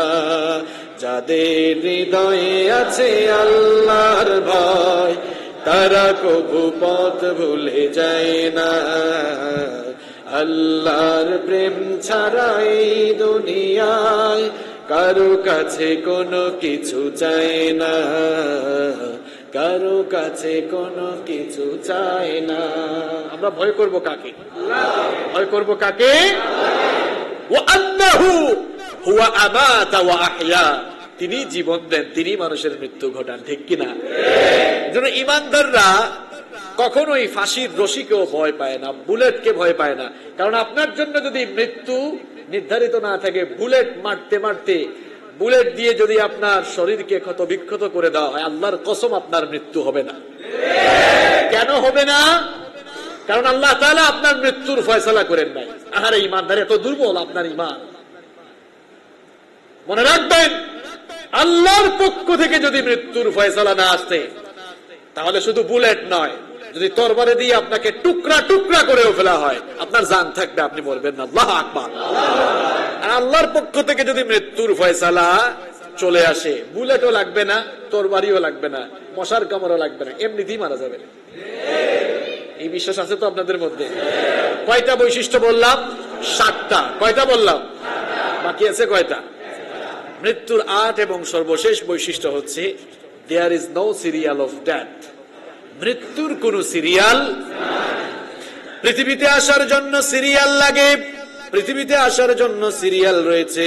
প্রথমে আসেন দাদা, তারপরে বাবা, এরপরে দাদার ঘরে নাতি হয়। এই রকম করে দুনিয়াতে আসার সুন্দর সিরিয়াল আছে, কিন্তু দুনিয়া থেকে যাওয়ার কোনো সিরিয়াল নাই। মাঝে মাঝে আমরা এমন করুণ দৃশ্য দেখতে পাই, নাতির লাশ দাদা কবরে নামায়। এরকম আছে না নাই? তাহলে মৃত্যুর কি কোনো সিরিয়াল আছে? তাহলে মৃত্যুর কয়টা বৈশিষ্ট্য আপনারা শুনলেন? সম্মানিত ভাইয়েরা, এই মৃত্যু এমন একটি বিষয়, এর মধ্যে সাংঘাতিক যন্ত্রণা রয়েছে। সাংঘাতিক কি রয়েছে? পেটে ব্যথা, মাথা ব্যথা, এগুলো সহ্য করা যায়, কিন্তু মৃত্যুর যন্ত্রণা অসহনীয়, খুব মারাত্মক। এই মৃত্যুর যন্ত্রণা মনে হয় আমার আপনার কাছে আসবে না। যারা বলে নাই তাদের কাছে আসবে না। আসবে কিনা? কোরআনে কারীমের 50 নম্বর সূরা, সূরাতুল কাফের 19 নম্বর আয়াতে আল্লাহ পাক সুন্দর করে বলছেন, ওয়াজাআত সাকারাতুল মাউতি বিল হক যালিকা মা কুনতা মিনহু তাহিদ। এই রং তামাশা করতে করতেই দেখবা একদিন সত্যি সত্যি তোমার সামনে মৃত্যুর যন্ত্রণা চলে এসেছে। এই রং তামাশা দেখতে দেখতেই, রং তামাশা করতে করতেই তুমি একদিন মৃত্যু যন্ত্রণার মুখোমুখি হয়ে যাবা। আল্লাহ তাআলা বলছেন, যালিকা মা কুনতা মিনহু তাহিদ, এটা সেই জিনিস যা থেকে তুমি সব সময় পালিয়ে বেড়াতে, এটা তোমার সামনে চলে এসেছে। মৃত্যুর যন্ত্রণা কত ভয়ঙ্কর হবে শুনেন। বিশ্বনবী সাল্লাল্লাহু আলাইহি ওয়াসাল্লামের বিখ্যাত কয়েকজন সাহাবী মৃত্যু যন্ত্রণার ব্যাপারে বলেছেন। শাদ্দাদ বিন আউস রাদিয়াল্লাহু আনহু বলেছেন, মৃত্যুর যন্ত্রণা এত বেশি ভয়ঙ্কর হবে, জীবিত কোনো মানুষকে যদি করাত দিয়ে চিরে দ্বিখণ্ডিত করে ফেলা হয়, অথবা ছুরি বা কাঁচি দিয়ে যদি জীবন্ত মানুষের চামড়াগুলো ছিলে ফেলা হয়, কিংবা যদি কোনো মানুষকে উত্তপ্ত পাতিলের তলায় নিক্ষেপ করা হয়, এই মানুষগুলো আর কি এমন যন্ত্রণা অনুভব করবে? এর চাইতেও আরো মারাত্মক যন্ত্রণা মানুষ মৃত্যুর সময় অনুভব করবে। চিন্তা করছেন ভাই? বলেন তো, আপনাকে যদি কেউ জীবন্ত অবস্থায় করাত দিয়ে কেটে ফেলে, এটা কি সহ্য করার মতো? এটাই অসহনীয়, অসহ্য। সাদ্দাদ বিন আউস রাদিয়াল্লাহু আনহু বলছেন, এর চাইতেও আরো মারাত্মক যন্ত্রণা মানুষ মৃত্যুর সময় অনুভব। বিশ্বনবী সাল্লাল্লাহু আলাইহি ওয়াসাল্লামের প্রিয় একজন সাহাবী আনাস বিন মালিক রাদিয়াল্লাহু আনহু বলেছেন, মালাকুল মাউতের থাবা দুনিয়ার 1000 তরবারির আঘাতের চাইতেও আরো ভয়ঙ্কর হবে। আল্লাহু আকবার। 1000 তরবারি দিয়ে যদি এট এ টাইম একজন মানুষকে টুকরা টুকরা করে ফেলা হয়, সে আর কি এমন যন্ত্রণা অনুভব করবে? এর চাইতেও মালাকুল মাউতের মৃত্যুর থাবা আরো আরো আরো আরো বেশি ভয়ঙ্কর হবে। বিশ্বনবী সাল্লাল্লাহু আলাইহি ওয়াসাল্লামের প্রিয় একজন সাহাবী আব্দুল্লাহ ইবনে আমর ইবনুল আস রাদিয়াল্লাহু আনহু বলেছেন, আমার বাবা আমর ইবনুল আস রাদিয়াল্লাহু আনহু যখন সাকরাতুল মউতের মধ্যে আছেন, মৃত্যু যন্ত্রণায় রয়েছেন, আমি আমার বাবাকে জিজ্ঞেস করলাম, ওগো আমার বাবা, মৃত্যুর সময় আপনার এখন কেমন লাগছে? মৃত্যুর যন্ত্রণা আপনি কেমন অনুভব করছেন?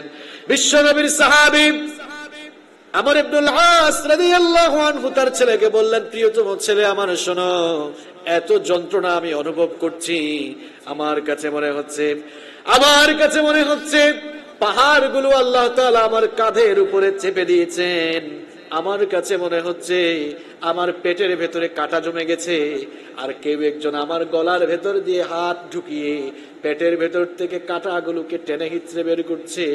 প্রিয়তম ছেলে আমার এত কষ্ট হচ্ছে, শোনো, আমার কাছে মনে হচ্ছে সুই দিয়ে ছিদ্র করে করে আমার জানটাকে বের করা হচ্ছে। আমার এত কষ্ট হচ্ছে, আমার কাছে মনে হচ্ছে আকাশ আর জমিনকে আল্লাহ এক করে ফেলেছেন, আকাশ আর জমিন এক করে মাঝখানে আমাকে পিষে ফেলা হচ্ছে। এমন যন্ত্রণা, এমন কষ্ট আমার অনুভব হচ্ছে। আল্লাহু আকবার! কি ভয়ঙ্কর যন্ত্রণা! ও মুসলমানেরা, ভালো করে শুনেন, আমাদের নবী রাহমাতাল লিল আলামিন বিশ্ব নবী মুহাম্মদুর রাসূলুল্লাহ সাল্লাল্লাহু আলাইহি ওয়াসাল্লাম তার মৃত্যুর সময় কেমন অবস্থা হয়েছিল শুনেন। মৃত্যুর আগে আমার নবী অত্যন্ত অসুস্থ হয়ে পড়লেন, দাঁড়াতে পারেন না, বসতে পারেন না, হাঁটতে পারেন না। এরপরেও বহু কষ্ট করে দুজন সাহাবীর কাঁধের উপরে ভর করে মসজিদে নববীতে গিয়েছেন, নামাজে ইমামতি করেছেন, খুতবাও দিয়েছেন। খুতবা দিতে গিয়ে বললেন, ও আমার সাহাবীরা শোনো, আল্লাহ পাক তার এক বান্দাকে দুনিয়ার সমস্ত সম্পদ দিতে চাইলেন, আর ওই বান্দা দুনিয়ার সমস্ত সম্পদকে পরিত্যাগ করে তার মালিকের সাথে দিদার আলাপকে পছন্দ করলেন। তিনি আরো বললেন, ওর আমার সাহাবীরা শোনো শোনো, আজ থেকে মসজিদে নববীর চতুর্দিকের সবগুলো দরজা বন্ধ হয়ে যাবে, শুধু আবু বকরের দরজাটা খোলা থাকবে। এই কথা শোনার পর বয়োবৃদ্ধ জ্ঞান বৃদ্ধ সাহাবী, বিশ্বনবীর প্রিয় সাহাবী সাইয়েদনা আবু বকর রাদিয়াল্লাহু আনহু চিৎকার করে করে কাঁদতে লাগলেন। সাহাবারা বললেন, ওগো আমাদের ভাই আবু বকর, আপনি কাঁদেন কেন? সাইয়েদনা আবু বকর রাদিয়াল্লাহু আনহু তখন বললেন, ও আল্লাহর রাসূলের সাহাবীরা, তোমরা বোধহয় বুঝতে পারো নাই, বিশ্বনবী যে খুতবার ভেতরে বললেন আল্লাহ পাক তার এক বান্দাকে দুনিয়ার সকল সম্পদ দিতে চেয়েছেন, আর সেই বান্দা সকল সম্পদকে পরিত্যাগ করে মালিকের দিদার পছন্দ করেছেন। এই কথার মানে হলো আমাদের নবী আমাদেরকে ছেড়ে এতিম করে আমাদের কাছ থেকে দ্রুতই চলে যাবেন। নবী হারানোর ভয়ে আমি কান্না করছি, আমার নবী আমাদের কাছ থেকে বিদায় নেবেন। বিশ্ব নবী নামাজ শেষ করে ঘরের মধ্যে গেলেন। ওই দিন মাগরিবের নামাজ পর্যন্ত বিশ্ব নবী ইমামতি করেছেন। এরপরে আল্লাহর নবীর অসুস্থতা বেড়ে গেল, জ্বর আরো বেড়ে গেল। কখনো হুশ আসে, আবার কখনো বেহুশ হয়ে যান, হুশ আসে আবার বেহুশ হয়ে যান। এরকম অবস্থার মধ্যে এশার আযান হয়ে গেল। সাহাবায়ে কেরাম এবার অপেক্ষা করছেন বিশ্বনবী সাল্লাল্লাহু আলাইহি ওয়াসাল্লাম ইমামতির জন্য আসেন কিনা। কিন্তু আল্লাহর নবীর হুঁশ নাই, বেহুশ অবস্থায় পড়ে আছেন। আমাদের মা আম্মা জানা আয়েশা রাদিয়াল্লাহু আনহা বলেছেন, বিশ্বনবীর যখন হুঁশ আসলো, বিশ্বনবী জিজ্ঞেস করলেন এখন কোন সময় হয়েছে। আমরা বললাম, ওগো আল্লাহর নবী, এখন তো এশার আযানের সময় হয়েছে, এশার আযান হয়ে যাবে। বিশ্বনবী বললেন, ঠিক আছে, আমার জন্য পানি আনো, আমি ওযু করতে চাই। ওযুর কথা যখন বললেন, আবার তিনি বেহুশ হয়ে গেল। বেশ কিছুক্ষণ আবার হুঁশ আসলো। বিশ্বনবী বললেন, এখন কোন সময়? আমরা বললাম, এখন তো এশার সময়, আযান হয়ে গিয়েছে, সাহাবীরা আপনার জন্য অপেক্ষা করছে, আপনি গেলেই নামাজ শুরু হবে। বিশ্বনবী আবার বললেন, ওগো আয়েশা, আমার জন্য আবার কিছু পানি নিয়ে আসো, আমি ওযু করব। বিশ্বনবী ওযু করলেন, উঠার জন্য চেষ্টা করলেন, কিন্তু আবারও তিনি বেহুশ হয়ে পড়ে গেলেন। সাহাবায়ে কেরাম অপেক্ষা করছেন। বিশ্বনবীর আবার যখন কিছুক্ষণ পর হুঁশ আসলো, বিশ্বনবী বললেন, আয়েশা গো, পানি নিয়ে আসো, আমি ওযু করে মসজিদে যাব। বিশ্বনবী সাল্লাল্লাহু আলাইহি ওয়াসাল্লাম ওযু করে যখনই দাঁড়াতে যাবেন, আবারও তিনি পড়ে যাচ্ছেন। তিনি বুঝতে পারলেন মসজিদে গিয়ে ইমামতি করা সম্ভব না। তিনি বললেন, আমার সাহাবী আবু বকরকে অর্ডার করো, আমার জায়নামাজে যেন ইমামতিতে আবু বকর দাঁড়িয়ে যায়। এবার আবু বকর রাদিয়াল্লাহু আনহুর ইমামতিতে মসজিদে নববীর ভেতরে নামাজ শুরু হয়ে গেল। ওই দিন নামাজের মধ্যে সাহাবায়ে কেরাম এত বেশি কান্না করেছে, নামাজে তেলাওয়াত চলছে আর বিশ্বনবীর সাহাবীরা কান্না শুরু করেছেন। কারণ বিশ্বনবীর সাহাবীদের অন্তরে এই অনুভূতি জেগেছে, যেহেতু বিশ্বনবীর জায়নামাজে আবু বকর দাঁড়িয়েছেন, আল্লাহর নবীর পেছনে নামাজ পড়া থেকে আমরা মাহরুম হয়ে গেলাম। এই ফিলিংস যখন তাদের মধ্যে আসলো, এই অনুভূতি যখন তাদের ভেতরে চলে আসলো, কান্না শুরু করেছেন তারা। বিশ্বনবী সাল্লাল্লাহু আলাইহি ওয়াসাল্লামের হুঁশ আসলো। বিশ্বনবী সাল্লাল্লাহু আলাইহি ওয়াসাল্লাম বললেন, আয়েশা গো, নামাজ শুরু হয়েছে নাকি? আম্মা জান আয়েশা রাদিয়াল্লাহু আনহা বললেন, ওগো আল্লাহর নবী, সাহাবীরা নামাজ শুরু করেছে। আল্লাহর নবী বললেন, জানালাটা খুলে দাও, দরজা খুলে দাও, নামাজের দৃশ্য দেখতে চাই। জানালা খুলে দেওয়া হলো। বিশ্বনবী সাল্লাল্লাহু আলাইহি ওয়াসাল্লাম লক্ষ্য করে দেখলেন সাহাবায়ে কেরাম কাতারবদ্ধ হয়ে দাঁড়িয়েছেন, তেলাওয়াত চলছে, সাহাবীরা কান্না করছে। এবার বিশ্বনবীও কেঁদে ফেললেন। আম্মা জান আয়েশা বললেন, ওগো আল্লাহর নবী, আপনি কাঁদেন কেন? বিশ্বনবী বললেন, আয়েশা গো, এটা কোনো দুঃখের পানি নয়, এটা হচ্ছে আনন্দের পানি। আমার সাহাবীরা যে নামাজ আদায় করছে, আমি এখনো দুনিয়া থেকে যাই নাই। আমার অবর্তমানে আমার উম্মত, আমার সাহাবীগুলো কত সুন্দর করে নামাজ আদায় করছে। এই দৃশ্য দেখে আমার সামনে, আমার মাথায় একটা চিন্তা আসলো। আমার কাছে মনে হচ্ছে আমি দুনিয়া থেকে যাওয়ার পরেও আমার উম্মতরা এভাবে করে জামাতের সাথে তারা এক হয়ে নামাজ আদায় করবে। যেই নবী তার মৃত্যুর আগেও নামাজের এই দৃশ্য দেখে কাঁদলেন, আর পৃথিবী থেকে বিদায়ের আগে বললেন, আসসালাত আসসালাত ওয়া মা মালাকাত আইমানুকুম, আমার উম্মতের লোকেরা, নামাজ ছেড়ে দিও না। যেই নবী নামাজের ব্যাপারে মৃত্যুর আগে এত করে বলে গেলেন, কি করে আপনি নামাজ ছেড়ে দেন ভাই? কেমনে নামাজ ছেড়ে দেন আপনি? আমার তো বুঝে আসে না, কিভাবে নামাজ ছেড়ে দেন আপনি? নামাজ ছেড়ে দিয়ে বলে, হুজুর নামাজ না পড়লে কি হবে, আমার তো ঈমান ঠিক আছে। আর বিশ্বনবী বললেন, যার মধ্যে নামাজ নাই তার ঈমানই নাই। কথাটা কি মিলল? আপনার ঈমান কেমনে ঠিক আছে? আপনার তো নামাজই। বিশ্বনবী সাল্লাল্লাহু আলাইহি ওয়াসাল্লামের অসুস্থতার মাত্রা আরো বেড়ে গেল। সোমবার যেদিন বিশ্বনবী সাল্লাল্লাহু আলাইহি ওয়াসাল্লাম দুনিয়া থেকে বিদায় নেন, সোমবার যেদিন বিশ্বনবী সাল্লাল্লাহু আলাইহি ওয়াসাল্লাম দুনিয়া থেকে বিদায় নেন, আল্লাহর নবী সাল্লাল্লাহু আলাইহি ওয়াসাল্লাম তার অসুস্থতা এত বেশি বেড়ে গেল, শরীরে জ্বরের মাত্রা এত বেশি বাড়লো। আম্মা জান আয়েশাকে বললেন, ওগো আয়েশা, এক বাটি পানি নিয়ে আসো। পানি যখন নিয়ে আসা হলো, সাকরাতুল মাউত যখন চলছে, বিশ্বনবী সাল্লাল্লাহু আলাইহি ওয়াসাল্লাম তখন, আম্মা জান আয়েশা রাদিয়াল্লাহু আনহা বলেছেন, আমি দেখলাম আল্লাহর নবী তখন তার হাতকে পানির বাটিতে চুবিয়ে ওই হাত দিয়ে তিনি তার মুখমণ্ডল মুছতে লাগলেন। আর আমার নবী চিৎকার করে বলতে লাগলেন, আল্লাহুম্মা আইন্নি আলা গামারাতিল মাউতি ওয়া সাকরাতিল মাউত, ইন্না লিল মাউতি লাসাকরাত। বিশ্বনবী বললেন, ওগো আল্লাহ, মৃত্যুর এই কষ্ট থেকে আমি তোমার কাছে পানাহ চাই, নিশ্চয়ই মৃত্যুর মধ্যে ভয়ঙ্কর যন্ত্রণা রয়েছে। কিসসা শুনিয়েছি আপনাকে আমি, সরাসরি হাদিস থেকে শুনেছি। আরে রাহমাতাল লিল আলামিন, মৃত্যু যন্ত্রণা থেকে পানাহ চান। আপনার তো মনের ভেতরে মৃত্যুর কোনো ভয় নাই, কত আকাম কুকাম আপনি করে বেড়ান, মৃত্যুর কোনো ভয় নাই আপনার মধ্যে। এই মৃত্যুর যন্ত্রণা আমার আপনার কাছে আসবে কিনা? বিশ্বনবী সাল্লাল্লাহু আলাইহি ওয়াসাল্লামের কষ্ট দেখে বিশ্বনবী সাল্লাল্লাহু আলাইহি ওয়াসাল্লামের কলিজার টুকরা মেয়ে ফাতেমা রাদিয়াল্লাহু আনহা বাচ্চাদের মতো চিৎকার করে কান্না শুরু করলেন। বিশ্বনবী সাল্লাল্লাহু আলাইহি ওয়াসাল্লাম বললেন, আমার মা গো, তুমি কাঁদো কেন? ফাতেমা রাদিয়াল্লাহু আনহা বললেন, ওগো আমার বাবা, ওগো আমার নবী, আপনার এই অবস্থা দেখে আমার কষ্ট হচ্ছে। বিশ্বনবী বললেন, আমার কলিজার টুকরা মেয়ে, আমার কাছে আসো।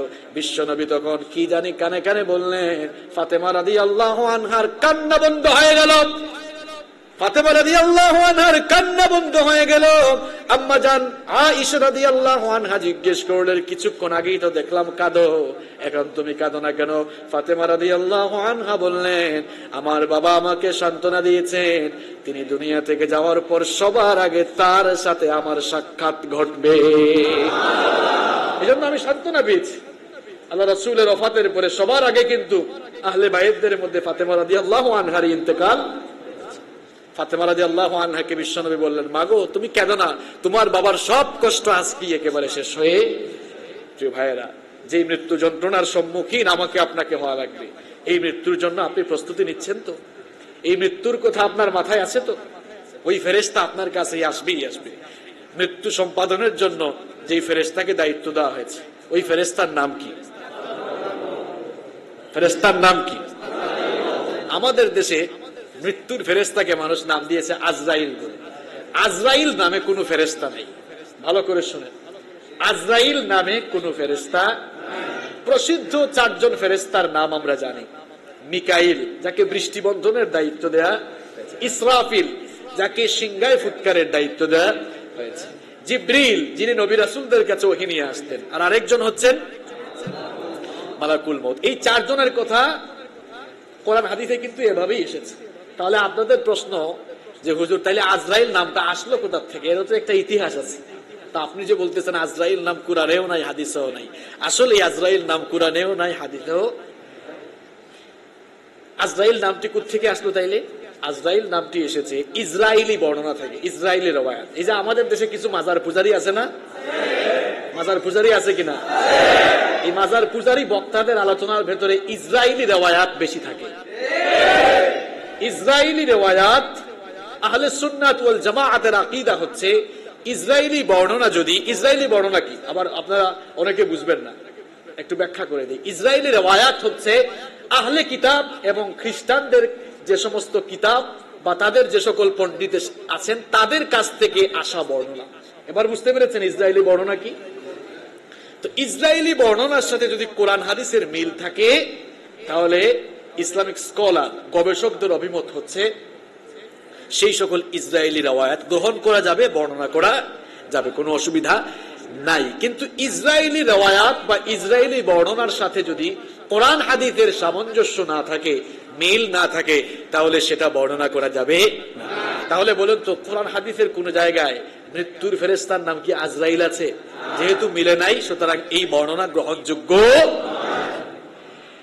দেখেন মৃত্যুর ফেরেশতার নাম কি কোরআনে কারীমে আল্লাহ বলছেন। কোরআনে কারীমের 32 নম্বর সূরা, সূরাতুস সাজদা এর 11 নম্বর আয়াতে আল্লাহ পাক সুন্দর করে বলছেন, কুল ইয়াতাওয়াফাকুম মালাকুল মাউতিল্লাযী ওয়াক্কিলা বিকুম সুম্মা ইলা রাব্বিকুম তুরজাউন।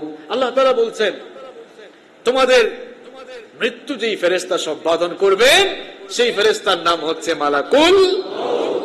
তাহলে যেই ফেরেশতার নাম আল্লাহ নিজে দিলেন মালাকুল মউত, যেটা আপনি আজরাইল কোথায় পেয়েছেন? তাহলে আজকে থেকে আমরা আজরাইল বলবো না মালাকুল মউত বলবো? এই মালাকুল মউত শুধু মানুষ না, জিন না, সকল প্রাণী, এমনকি ফেরেশতা, অন্যান্য ফেরেশতাদের জানও সে কবজ করবে। তা আপনাদের মনের মধ্যে একটা প্রশ্ন আসতেছে, হুজুর তাইলে মালাকুল মউতের জান কে কবজ করবে? তাই না? মালাকুল মউতে যদি সবার জান কবজ করে, তাহলে মালাকুল মউতের জান কে কবজ করবে? তাই না? এবার শুনেন মালাকুল মউতের জান কিভাবে কবজ করা হবে। ইসরাফিল আলাইহিস সালামের সিংহার ফুৎকারের পর কিয়ামতের ঘটনা যখন সংঘটিত হয়ে যাবে, মালাকুল মাউতকে আল্লাহ অর্ডার করবেন, আমার সকল ফেরেশতাদের রূহ কবজ করো 4 জন ছাড়া, জিবরিল, মিকাইল, ইসরাফিল আর তুমি ছাড়া বাকি সবার জান কবজ করে ফেলো। মালাকুল মাউত তখন এই 4 জন ছাড়া সবার জানে কবজ করে ফেলবে। আল্লাহ পাক তখন মালাকুল মাউতকে বলবেন, মাম বাকিয়া, কে বাকি আছে? আর মালাকুল মাউত তখন বলবে, ওগো আল্লাহ, আপনি ছাড়া, আমি ছাড়া, মিকাইল, ইসরাফিল আর জিবরিল ছাড়া কেউ বাকি নাই। আল্লাহ পাক বলবেন, মিকাইল, ইসরাফিল আর জিবরিলের রূহটাও কবজ করে আসো, যাও। মালাকুল মাউত এবার এই 3 জনের রূহটাও কবজ করবেন। আল্লাহ পাক তখন বলবেন, ওগো মালাকুল মাউত, মাম বাকিয়া, আর কে বাকি আছে বলো। মালাকুল মাউত তখন বলবে, ওগো আল্লাহ, এখন আর কেউ বাকি নাই, তুমি আর আমি ছাড়া। আল্লাহ পাক তখন বলবেন, তোর জান তুই নিজেই কবজ করে এবার তোর দায়িত্ব সম্পাদন কর, তোর দায়িত্ব শেষ কর। মুত ইয়া মালাকুল মাউত, মুত ইয়া মালাকুল মাউত। এবার তোর নিজের রূহ নিজেই কবজ করে তোর দায়িত্ব শেষ কর। মালাকুল মাউত সেদিন বুঝবে মৃত্যুর যন্ত্রণা কারে কয়। সারা জীবন তো সে মানুষের জান কবজ করেছে, সব প্রাণীর জান কবজ করেছে, আর জান কবজের সময় কি কষ্ট হয় সেটা কি মালাকুল মাউত দেখে নাই? দেখে নাই? এই কথা শোনা মাত্রই ভীত সন্ত্রস্ত হয়ে যাবে। আল্লাহ পাক বলবেন, জান্নাত আর জাহান্নামের মাঝখানে আরাফ নামক জায়গায় চলে যাও। জান্নাত আর জাহান্নামের মাঝখানে আল আরাফ নামক একটা জায়গা আছে, সেখানে গিয়ে মালাকুল মাউত বিকট একটি চিৎকার দিবে। ওই চিৎকার যদি দুনিয়ার মানুষগুলো শুনতো, তাদের হৃদয় বিদীর্ণ হয়ে কানের পর্দা ফেটে গিয়ে মানুষ মরে যেত। আল্লাহু আকবার! এমন বিকট আওয়াজ দিয়ে মালাকুল মাউত শেষ হয়ে যাবে। কেউ মৃত্যুর হাত থেকে বাঁচতে পারবে?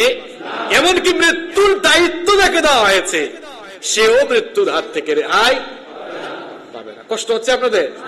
অনেক সময় হয়ে গেছে তো, কষ্ট হচ্ছে না? 15-20 মিনিট থাকা যাবে না? সম্মানিত ভাই, এবার আসেন যে কার মৃত্যু কিরকম হবে। মৃত্যু যন্ত্রণা সাধারণত 3 ধরনের হয়। মৃত্যুর যন্ত্রণা কয় ধরনের শুনতেছেন আপনারা?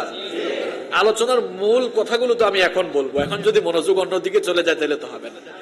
মৃত্যুর যন্ত্রণা কয় ধরনের হবে? 3 ধরনের হবে।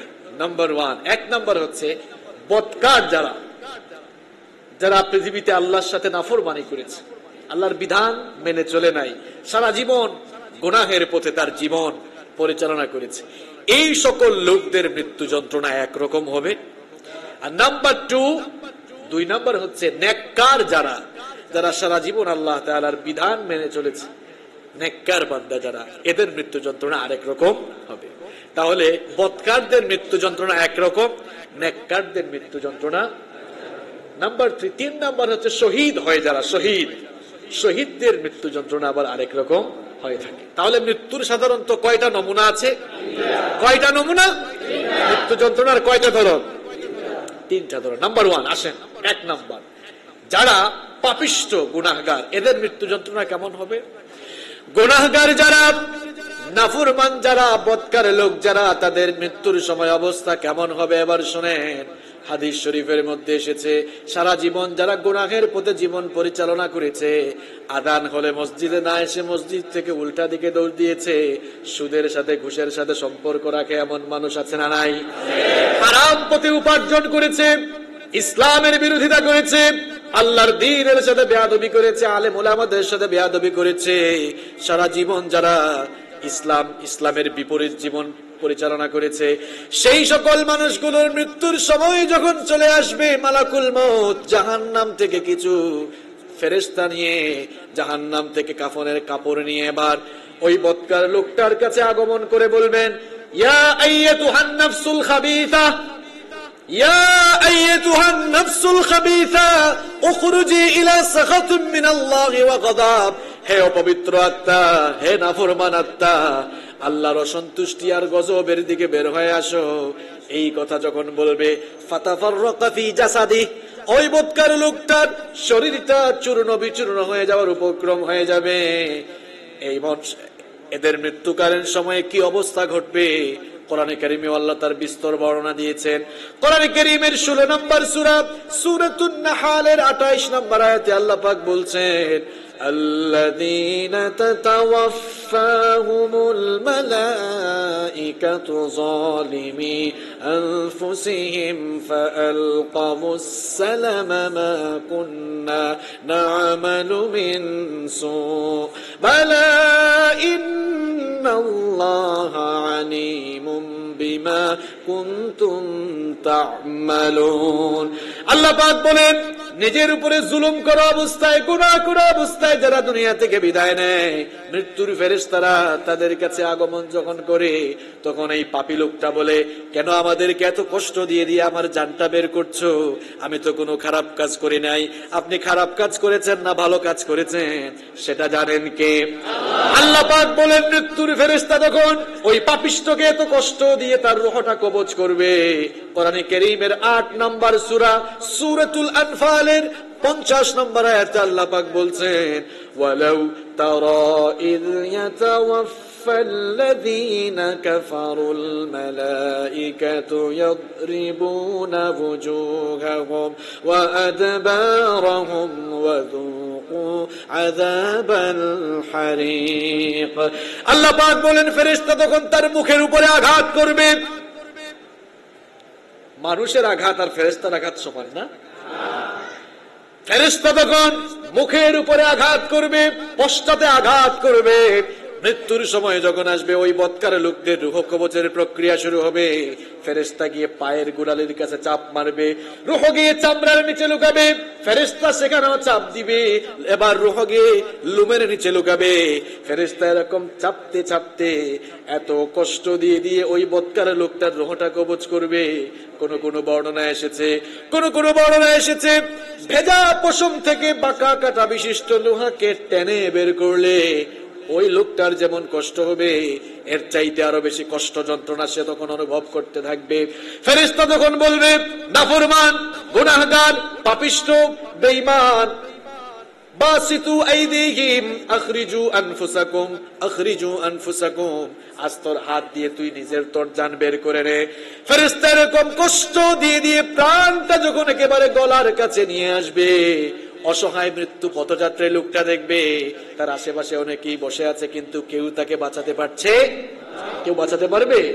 কোরআনে কারীমে আল্লাহ পাক বলছেন, ফালাউলা ইযা বালাগাতিল হুলকুম ওয়া আনতুম হিনা ইযিন তানজুরুন ওয়া নাহনু আকরাবু ইলাইহি মিনকুম ওয়ালাকিন লা তুবসিরুন। আল্লাহ পাক বলেন কখনো নয়। ফেরেশতা যখন রূহটাকে একেবারে গলার কাছে নিয়ে আসবে, রূহ যখন গলা পর্যন্ত একেবারে চলে আসবে, ওয়া আনতুম হিনা ইযিন তানজুরুন, পাশে থাকা তোমরা সবাই অসহায়ের মতো তাকাতে থাকো, অসহায়ের মতো তোমরা তাকাতেই থাকো। আর তোমরা মনে করো মৃত্যু পথযাত্রী লোকটার সবচেয়ে কাছেই তোমরা আছো, কিন্তু আমি বলছি শোনো, ওয়া নাহনু আকরাবু ইলাইহি মিনকুম ওয়ালাকিন লা তুবসিরুন, তোমরা তার যতটা না কাছে থাকো আমি তার চাইতে আরো বেশি ওই লোকটার কাছে থাকি। আল্লাহু আকবার। ওয়ালাকিন লা তুবসিরুন, কিন্তু তোমাদের চর্মচক্ষু দিয়ে তোমরা তা দেখতে পাও। এত ক্ষমতা তোমার। আল্লাহ তাআলা বলছেন, ফালাউলা ইন কুনতুম গায়রা মাদিনিন তারজিউনাহা ইন কুনতুম সাদিকিন, সাহস থাকলে, ক্ষমতা থাকলে এই যে গলা পর্যন্ত চলে আসার রূহকে কেউ আটকাতে পারবে?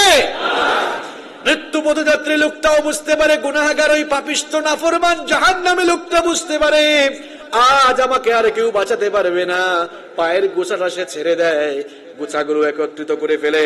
আল্লাহ পাক বলেন, কাল্লা ইযা বালাগাতিত التراقي وقيل من راق وظن أنه الفراق والتفت الساق بالساق إلى ربك يومئذ المساق। আল্লাহ পাক বলেন কখনো নয়, কেউ তোমাকে আটকাতে পারবে না, কেউ রক্ষা করতে পারবে না। মৃত্যু পথযাত্রী লোকটা তখন পায়ের গোছা উন্মোচিত করে ফেলে, পায়ের গোছাগুলো ঠিক করে দেয়। সেও বুঝতে পারে আজকে রবের সাথে সাক্ষাৎ করার দিন, আজকে রবের সাথে সাক্ষাৎ করার। মৃত্যুর ফেরেশতা এই বৎকারকে এমন করে কষ্ট দিয়ে দিয়ে তার জানটাকে যখন কবজ করবে, জাহান্নাম থেকে আনা কাফনের কাপড়ে রূহটাকে মরিয়ে এবার ফেরেশতারা আকাশের পারে রওনা করবে। প্রথম আকাশে যাওয়ার পর আকাশের ফেরেশতার কাছে অনুমতি চাওয়া হবে, আকাশের দরজা খুলে দাও, অমুক ব্যক্তির রূহটা নিয়ে এসেছি। তারা তখন বলবে, আকাশের ফেরেশতা তখন বলবে, ওই নিকৃষ্ট লোকটার রূহকে উপরের দিকে নিয়ে যাওয়ার জন্য কোনো অনুমতি দেওয়া হবে না। তখন তাকে সজোরে ধাক্কা দিয়ে একেবারে তার রূহটাকে সিজ্জিনের মধ্যে নিক্ষেপ করা হবে। সিজ্জিন হচ্ছে সেই জায়গা যেখানে জাহান্নামী পাপীদের রূহকে সংরক্ষণ করে। আর যারা নেককার, তাদের মৃত্যুকালীন সময় অবস্থা কি হবে? নেককার যারা সারা জীবন যারা আল্লাহর গোলামি করেছে, আল্লাহর বন্দেগী করেছে, আল্লাহর দাসত্ব করেছে, আযান হয়ে গেলে এই মসজিদের দিকে চলে আসে, এমন কিছু নামাজি পাগল, এমন কিছু নামাজ পাগল মুসলমান আছে না নাই? আযান হয়ে গেলে এই মসজিদের দিকে দৌড়ায়, মা বাবার খেদমত করে, রাতের বেলা আরামের ঘুমটা বাদ দিয়ে তাহাজ্জুদের নামাজ আদায় করে, আল্লাহর দ্বীন কায়েমের আন্দোলন করে, আল্লাহর দ্বীনের পথে তার জান মাল উৎসর্গ করে দেয়। সারা জীবন যারা কোরআন অনুযায়ী, ইসলাম অনুযায়ী জীবন পরিচালনা করবে, এই সকল মানুষদের মৃত্যুর সময় যখন চলে আসবে, ফেরেশতা, মৃত্যুর ফেরেশতা তখন জান্নাত থেকে একদল ফেরেশতা নিয়ে আগমন করে ওই লোকটার চারপাশে এসে লোকটাকে আগে সালাম দিবে। বদকারকে সালাম দিবে, কিন্তু নেককার লোককে আগেই সালাম দিবে। কোরআনে কারীমের 16 নম্বর সূরা, সূরাতুন নাহলের 32 নম্বর আয়াতে আল্লাহ তাআলা বলছেন, আল্লাযীনা তাতাওয়াফাহুমুল মালাইকাতু তাইয়্যিবিনা ইয়াকুলুনা সালামুন আলাইকুম উদখুলুল জান্নাতা বিমা কুনতুম তা'মালুন। আল্লাহ পাক বলেন, এই পবিত্র লোকদের মৃত্যুর সময় যখন এসে যায়, নেককার লোকদেরকে এসে ফেরেশতারা সালাম দিয়ে জান্নাতের সুসংবাদ দিতে থাকে। কোরআনে কারীমের 41 নম্বর সূরা, সূরা হামিম আস-সাজদা এর 30 নম্বর আয়াতে আল্লাহ পাক আরো সুন্দর করে বলছেন, ইন্নাল্লাযীনা ক্বালু রাব্বুনাল্লাহু সুম্মা ইসতাকামু তাতানাজ্জালু আলাইহিমুল মালাইকা আল্লা তাখাফু ওয়া লা তাহজানু ওয়া আবশিরু বিল জান্নাতিল্লাতী কুনতুম তুআদুন। ফেরেশতারা আরো বলে, আল্লাহ পাক বলেন, যারা বলে আল্লাহ আমাদের রব, আর ওই রবের পথে যারা অবিচল থাকে, অটল থাকে, রবের পথে যারা তাদের জীবনকে পরিচালনা করে, ফেরেশতারা মৃত্যুর সময় এসে বলে, আল্লাহ তাখাফু ওয়া লা তাহজানু, ও আল্লাহর বান্দা তোমার জন্য কোনো ভয় নাই, তোমার জন্য কোনো চিন্তা নাই, ওয়া আবশিরু বিল জান্নাতিল্লাতী কুনতুম তুআদুন, তোমার জন্য আল্লাহ যে জান্নাতের ওয়াদা দিয়েছেন, ওই জান্নাতে যাওয়ার জন্য সুসংবাদ গ্রহণ করো। মৃত্যুর ফেরেশতা এসে আপনাকে সালাম জানাবে, সালাম জানিয়ে বলবে, ইয়া আইয়ুহান নাফসুত তাইয়্যিবা উখরুজি ইলা মাগফিরাতিন মিনাল্লাহি ওয়া রিদওয়ান। হে পবিত্র আল্লাহ, হে পবিত্র আত্মা, হে সম্মানিত আত্মা, সালাম তোমাকে, আল্লাহর ক্ষমা, সন্তুষ্টি, আল্লাহর ক্ষমা আর সন্তুষ্টির দিকে বেরিয়ে আসো। ওই লোকটার রূহ তখন এমন ভাবে বের হয়ে যাবে, বিশ্বনবী এই লোকটার রূহটা তখন এমন এত সহজ করে বের হয়ে যাবে, ছোট্ট বাচ্চা, ছোট্ট শিশুরা যেমন মায়ের কোলে, মায়ের বুকে, মায়ের কোলে গিয়ে দুধ পান করে করে আরাম করে ঘুমিয়ে যায়, ওই নেককার মানুষগুলো ফেরেশতা যখন জান্নাতের দৃশ্য চোখের সামনে তুলে ধরবে, জান্নাতের দৃশ্যগুলো দেখতে দেখতে আরাম করে ঘুমিয়ে যাবে। এবার ফেরেশতারা ওই নেককার লোকটার রূহটাকে জান্নাতি কাফনে, জান্নাতি কাফনের কাপড়ে মুড়াবে, আকাশের পানে রওনা করবে। আকাশের দিকে রওনা করার পর, প্রথম আসমানে যাওয়ার পর আকাশের দরজা খোলার জন্য অনুমতি চাওয়া হবে। ফেরেশতারা বলবে, কার রূহ নিয়ে এসেছো? কারণ ওই লোকটার রূহ থেকে আর কাফনের কাপড় থেকে মেশকের চাইতে আরো পবিত্র সুগন্ধি বের হতে থাকবে। কিন্তু সুগন্ধিযুক্ত আত্মা কোথা থেকে নিয়ে এসেছো? মালাকুল মউত পরিচয় করিয়ে দিবেন, ওই যে বাংলাদেশের পাহাড়তলির অমুক বান্দা, সুবহানাল্লাহ পড়েন, পরিচয় করিয়ে দিবে। ফেরেশতারা আসমানের দরজা খুলে দিবে। এরকম করে 7 আসমান পাড়ি দেওয়ার পর ইল্লিনের মধ্যে তাকে স্বাগত জানানো হবে। ইল্লিন হচ্ছে যেখানে নেককার বান্দাদের রূহটাকে সংরক্ষণ করে রাখা হয়। তখন বলা হবে, ইয়া আইয়াতুহান নাফসুল মুতমাইন্নাতুর রজিই ইলা রাব্বিকি রাদিয়াতাম মারদিয়্যা ফাদখুলি ফি ইবাদি ওয়াদখুলি জান্নাতি। আল্লাহ তাআলার সন্তুষ্টির দিকে চলে আসো, আমার নেককার বান্দাদের মধ্যে শামিল হয়ে যাও, আমার জান্নাতের ভেতরে দাখিল হয়ে যাও। আলোচনা আজকে কোন জায়গা থেকে শুরু হয়েছিল মনে আছে তো? কোথা থেকে আসলাম আর কোথায়? ওই নাপাক পানিও ছিলাম না, কিছুই ছিলাম না, ওখান থেকে এসে আমরা যেতে চাই কোথায়? ওই জান্নাতে। আর ওই জান্নাতের মতো জান্নাত উপযোগী জীবন গঠন করতে হলে মৃত্যুর কথা সব সময় মাথায় রাখতে হবে। আর মৃত্যুর কথা মাথায় থাকলেই সমস্ত অন্যায় থেকে বেঁচে থাকা সম্ভব। প্রিয় ভাইয়েরা, তাহলে কয় প্রকার মৃত্যু যন্ত্রণা বললাম? বদকারদের এবং নেককারদের। এবার আসেন আরেক প্রকার মৃত্যুর যন্ত্রণা কেমন হবে? শহীদ যারা হয় আল্লাহর দ্বীনের জন্য, কোরআনের জন্য, আল্লাহর দ্বীন কায়েমের জন্য, যারা তাদের জীবনকে উৎসর্গ করে দেয়। বিশ্বনবী সাল্লাল্লাহু আলাইহি ওয়াসাল্লাম বলছেন, আল্লাহর দ্বীন কায়েমের আন্দোলন যারা করে, তোমরা তো দেখো এদের হাত কেটে ফেলা হয়, পা কেটে ফেলা হয়, নাক কেটে ফেলা হয়, কান কেটে ফেলা হয়, গুলি করে হত্যা করা হয়, ফাঁসির রশিদে ঝুলিয়ে না জানি কত কষ্ট করে তাদেরকে মারা হয়।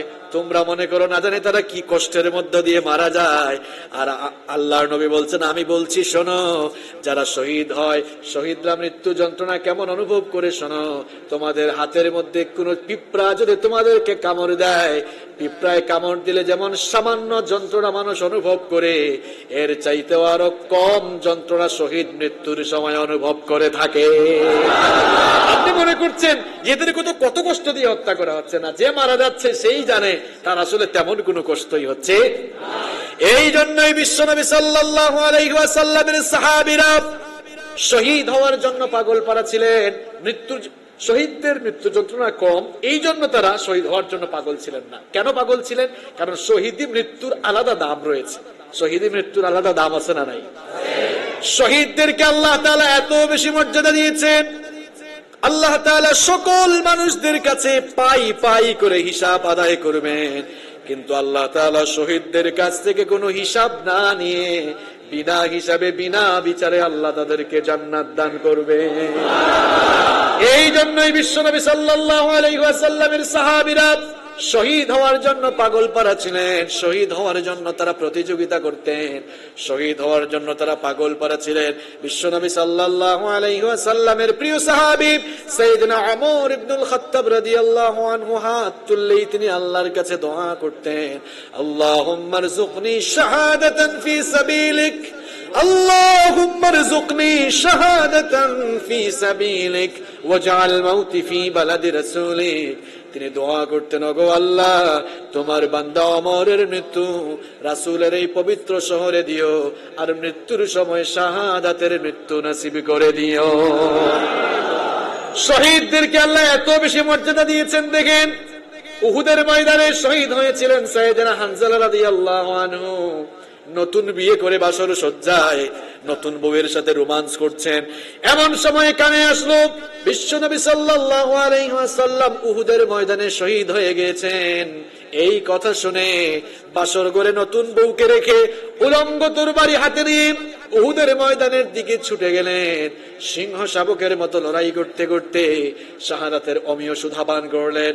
বিশ্বনবী সাল্লাল্লাহু আলাইহি ওয়াসাল্লাম যখন সাহাবীদেরকে অর্ডার করলেন, উহুদের সমস্ত শহীদদের লাশগুলোকে একত্রিত করো। 68টা লাশ প্রথমে খুঁজে পাওয়া গেল। 2টি লাশ খুঁজে পেতে সাহাবীদের দেরি হয়েছিল। তাদের মধ্যে একজন ছিলেন বিশ্বনবীর চাচা হামজা রাদিয়াল্লাহু আনহু, আরেকজন ছিলেন হানজালা রাদিয়াল্লাহু আনহু। এমন সময় হানজালা রাদিয়াল্লাহু আনহুর স্ত্রী এসে বললেন, ওগো আল্লাহর নবী, শহীদদেরকে তো আপনি গোসল দেন না। আমার ভাইরা, শহীদদেরকে গোসল দেওয়া হয় না, শহীদদেরকে গোসল দেওয়া হয় না। শহীদরা যেভাবে মারা যায় সেভাবেই তাদেরকে মাকফুন করে দেয়। কারণ কিয়ামতের দিন কিছু মানুষ থাকবে, দেখা যাবে কিয়ামতের দিন সমস্ত মানুষ উলঙ্গ খাতনাবিহীন অবস্থায় খালি পেয়ে আল্লাহর সামনে হাসরের ময়দানে একত্রিত হবে। এই কথা শুনে আম্মা জান আয়েশা বলেছিলেন, ওগো আল্লাহর নবী, আমার কি শরম লাগবে না? সকল মানুষ যদি খালি পায়ে আর উলঙ্গ অবস্থায় হাজির হয়, আমার তো শরম লাগবে, লজ্জা লাগবে। বিশ্বনবী বলেছিলেন, ওগো আয়েশা শোনো, সেই বিচারের দিনটা, হাসরের দিন এত বেশি কঠিন হয়ে যাবে, সূর্য যখন মানুষের মাথার 1 কিংবা 2 মাইল উপরে নেমে আসবে, মাথার চাঁদি যেদিন ফাটতে থাকবে, যেদিন জমিন তামার জমিনে পরিণত হয়ে যাবে, যেদিন মানুষগুলো দিশেহারা হয়ে হয়রান হয়ে দিক বিদিক ছোটাছুটি করবে, মানুষেরা নিচের দিকে যে তাকাবে, উপরের দিকে মাথা তোলার সময় পর্যন্ত পাবে না। আল্লাহু আকবার। হাসরের ময়দানে কিছু মানুষ একত্রিত হবে, দেখা যাবে কারো হাত কাটা, নাক কাটা, কারো গায়ে আবার গুলির চিহ্ন, বুলেটের চিহ্ন, কারো গলায় আবার ফাঁসির রশির দড়ির চিহ্ন। আল্লাহ পাক বলবেন, আজ হাসরের ময়দানে তোমরা কারা? তোমাদের শরীর থেকে রক্ত, গরম রক্ত এখনো কেন বেয়ে বেয়ে পড়ছে, কারো হাত কাটা, পা কাটা, গুলি আর বুলেটের চিহ্ন, গলার মধ্যে রশির চিহ্ন, দেখা যায় তোমরা কারা? ওই লোকগুলা তখন বলবে, ওগো আল্লাহ, আমরা হচ্ছে তোমার সেই সকল বান্দারা, তোমার দ্বীনের জন্য, তোমার কোরআনের রাজ কায়েমের জন্য সারা জীবন আমরা সংগ্রাম করেছি, ইসলাম বিরোধীরা সহ্য করতে পারে নাই, শেষ পর্যন্ত এরকম নির্মম ভাবে আমাদেরকে তারা শহীদ করেছে। আল্লাহ পাক তখন বলবেন, আজ তোমাদের কাছ থেকে কোনো হিসাবও নিব না, বিচারও করব না, যেই গেট দিয়ে ঢুকতে মন চায় সেই গেট দিয়ে ঢুকেই জান্নাতের সব চাইতে সেরা জায়গায় চলে যাও। আল্লাহু আকবার। শহীদদেরকে গোসল দেওয়া হয় না। হানজালা রাদিয়াল্লাহু আনহুর স্ত্রী এসে বললেন, ওগো আল্লাহর নবী, শহীদদেরকে তো আপনি গোসল দেন না, কিন্তু আমার স্বামী হানজালাকে যেন গোসল দেয়, কারণ তার উপরে গোসল ফরজ ছিল। আপনার শাহাদাতের খবর শুনেই পাগল পারা হয়ে ছুটে এসেছে, জিহাদের ময়দানে এসে শহীদ হয়ে গিয়েছে। বিশ্বনবী এই কথা শুনে সাহাবীদেরকে বললেন, হানজালার লাশটা খুঁজে বের করো আর তাড়াতাড়ি তার গোসলের ব্যবস্থা করো। সাইয়েদনা জিবরিল এসে বললেন, ওগো আল্লাহর নবী, হানজালার লাশ নিয়ে আপনার এত মাথা কামানোর দরকার নাই, কারণ আপনার সাহাবী হানজালার শাহাদাতে আল্লাহ তো খুশি হয়েছেন।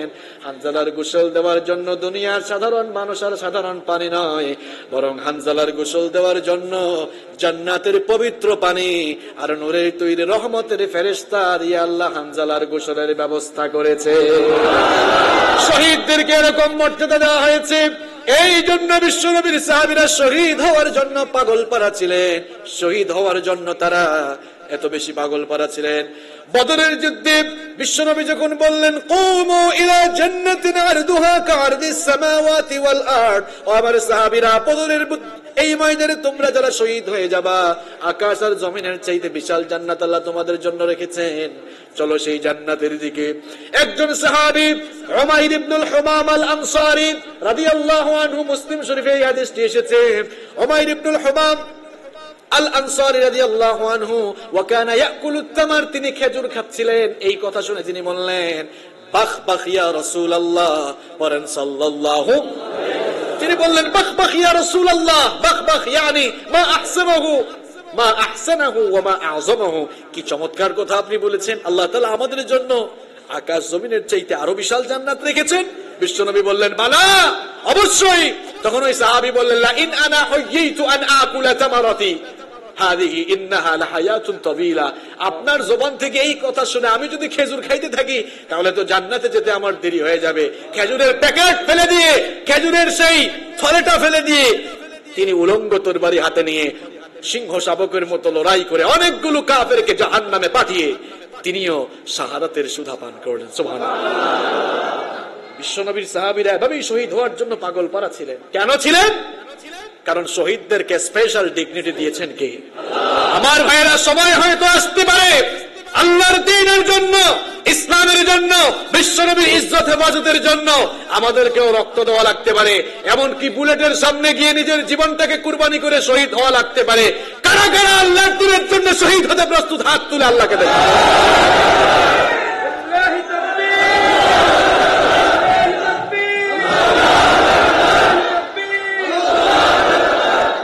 আল্লাহ তাআলা আপনাদের হাতগুলো কবুল করুন। তাহলে শহীদদের মৃত্যু যন্ত্রণা আরেক রকম হয়। এই জন্য আল্লাহ রাসূলের সাহাবীরা শহীদ হওয়ার জন্য সবসময় দোয়া করতেন। শহীদ হওয়ার জন্য আমাদের অন্তরেও কামনা থাকার দরকার আছে না নাই? কামনা থাকার দরকার আছে না নাই?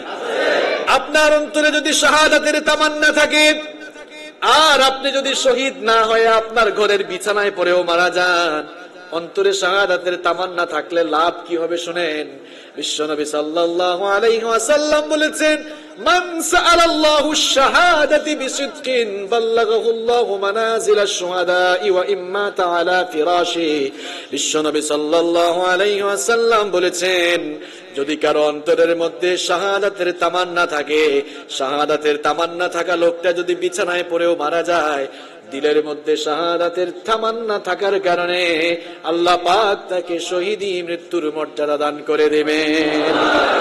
মরতেই হবে যখন শহীদি মরণ দিও আমাকে, শাহাদাত জানি শুধুই জীবন, সে মরণ দিও আমাকে।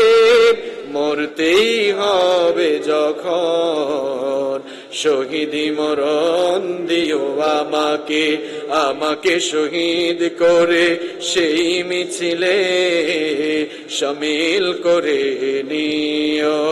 যেই মিছিলের নেতা আমির হামজা, খুবাইবে খাব্বাব আল্লাহর ছিল যারা অতি প্রিয়, শহীদ করে নিও। সৈয়দ কুতুব হাসান আল বন্না, যেই মিছিলে হলো সব, যেই মিছিলে হলো গণ্য। বেরেলো ভীতি তুমির মালেক হামিদ, সেই মিছিলের সাথী অনন্য। মরণ তো একদিন আসবে জানি, মিনতি তোমার কাছে চিরজীবনের, সেই মরণ আমায় দিও, শহীদ করে নিও। বলেন আমিন। আমার ভাইয়েরা, শাহাদাতের তামান্না যদি আমাদের দিলে থাকে, তাহলে শাহাদাতের চেতনায় আমরা আমাদের জীবন পরিচালনা করতে পারবো ইনশাআল্লাহ। যেই মৃত্যুর সাথে আমাদের মোলাকাত করতে হবে, এই মৃত্যুর জন্য আমাদের প্রস্তুতি থাকার দরকার আছে না নাই?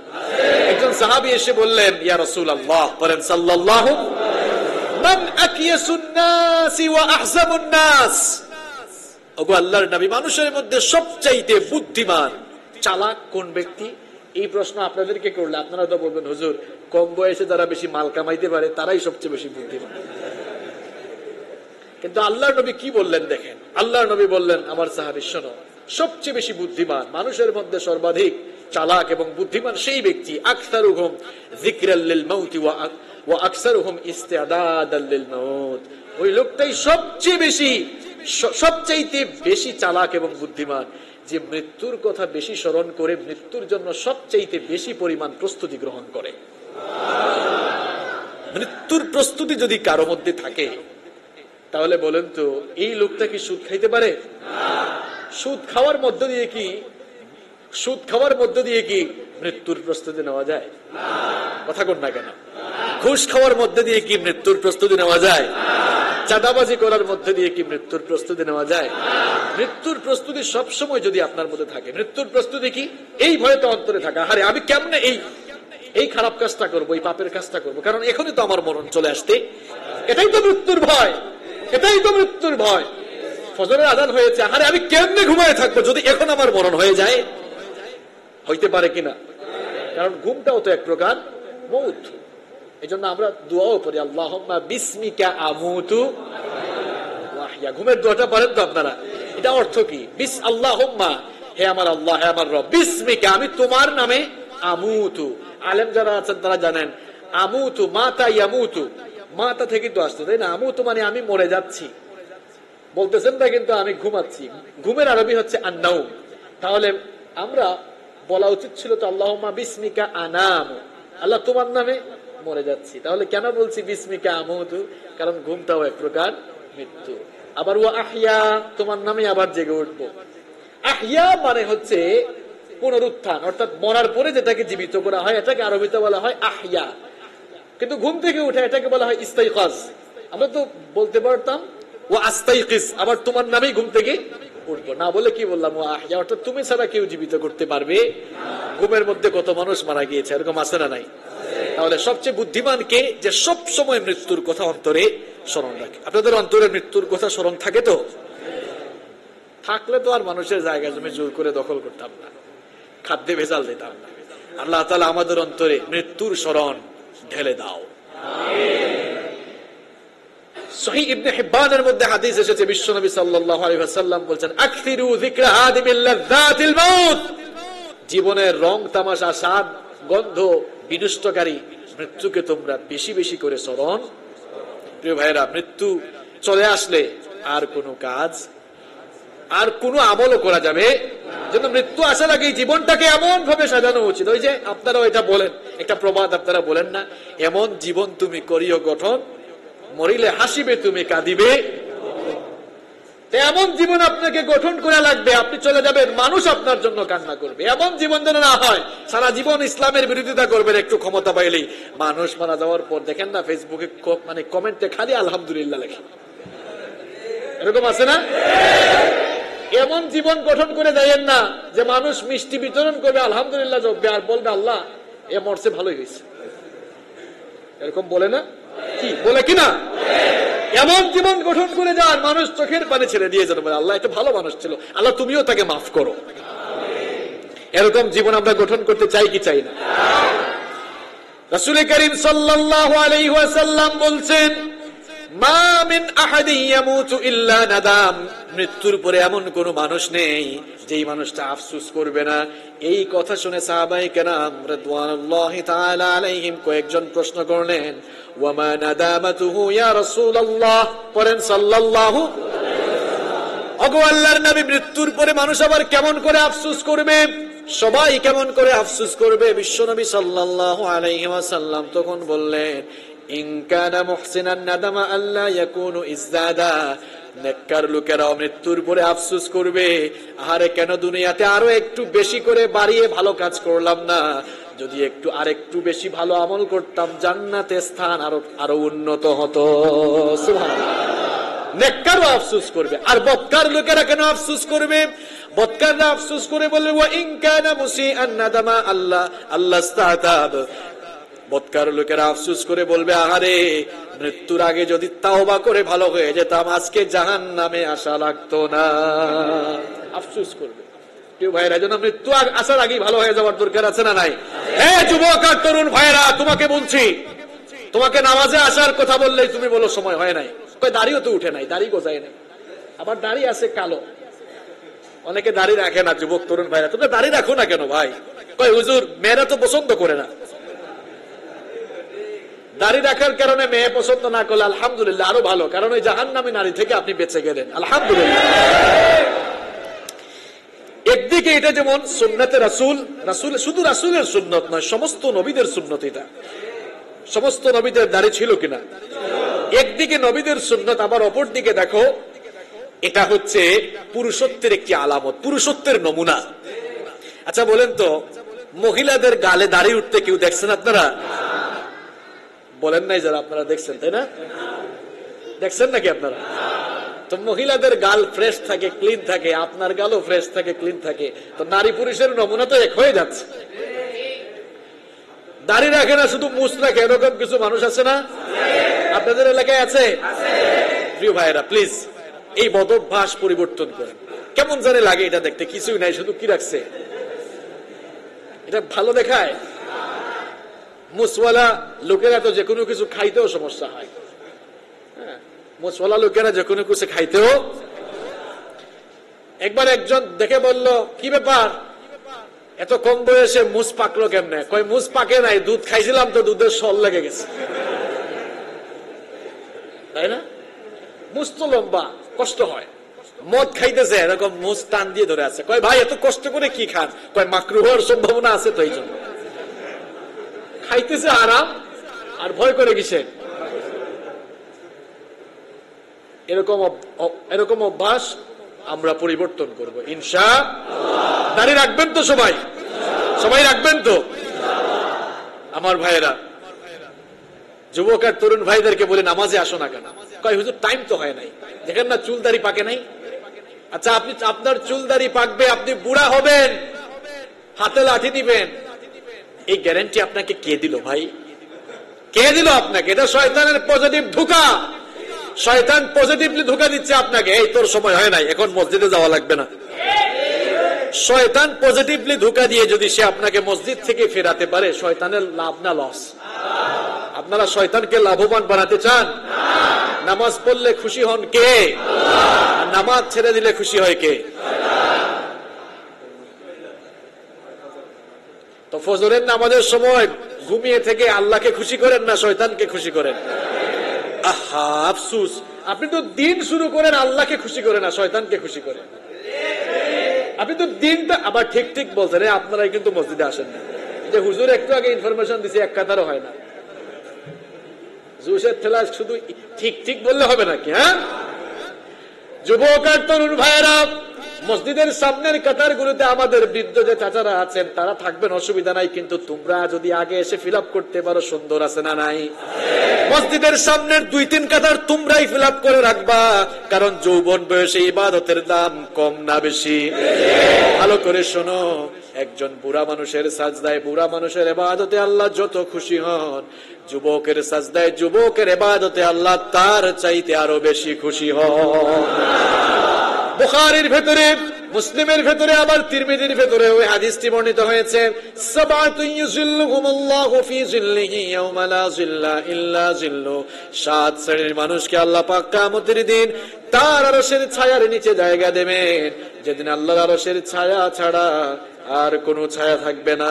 সেই 7 শ্রেণীর মানুষদের মধ্যে এক শ্রেণীর মানুষ হলো তারা, ওয়াশাবুন নাশাআ ফি ইবাদাতিল্লাহ, যেই সকল যুবক আর তরুণরা তাদের যৌবনকাল আল্লাহর দ্বীনের পথে কাটিয়েছে, সেই যুবক আর তরুণদেরকে আল্লাহ তাআলা কিয়ামতের দিন ডেকে ডেকে তার আরশের ছায়ার নিচে জায়গা করে দেবেন।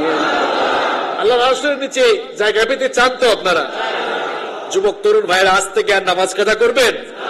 শুধু যুবক তরুণ ভাই না, সবাইকে বলছি, আজ থেকে আর নামাজ কাজা করা যাবে? আল্লাহর ঘর মসজিদে বসে আল্লাহর সাথে কি এই ওয়াদা করা যায় যে আপনার নামাজ ছাড়বো না? আওয়াজ কিন্তু কমে গেছে। এই ওয়াদাটা করা যায়?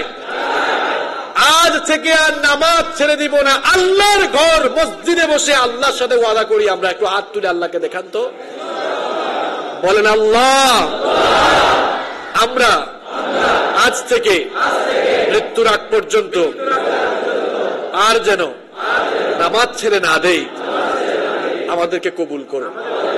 হাতগুলো নামান। আমি কিন্তু আপনাদের কাছ থেকে আপডেট নিব, মাঝে মাঝে তো এই মসজিদে আসি না আমি জুমায়, আল্লাহ সুযোগ দিলে, বাঁচিয়ে রাখলে, তৌফিক দিলে আসলে ইনফরমেশন করতে দেবো। সবাই আসবেন তো ইনশাআল্লাহ? সবাই অবশ্য আপনাদের এলাকার না, দূর দূরান্ত থেকে অনেকে এসছেন, তাই না? আমরা কেউ নামাজ ছাড়বো না। আজকে ফজরের নামাজ গিয়ে ছেড়ে দিব কে কে? হাত তুলেন তো। কয়েকজন তালে তালে হাত তুলে, আর অসুবিধা নাই, এটা আপনারা তালে তালে হাত তুলেছেন, এটা আল্লাহ কবুল করবেন না, কারণ আপনারা মন থেকে বলেন নাই। আল্লাহ মানুষের বাহিরেরটা নেন না ভেতরেরটা নেন? কোনটা নেন? আমাদের ভেতরে তো আছে, আমরা নামাজ পড়বো, তাই না? সম্মানিত ভাইরা, তাহলে আজকে মৃত্যু যন্ত্রণা নিয়ে কথা বললাম। মনে রাখবেন, এই জীবন আমাদের আসল জীবন। হায় রে জীবন, মৃত্যুই শেষ ঠিকানা, পৃথিবীর সব রেশ মুছে দেবে, তখন আর কে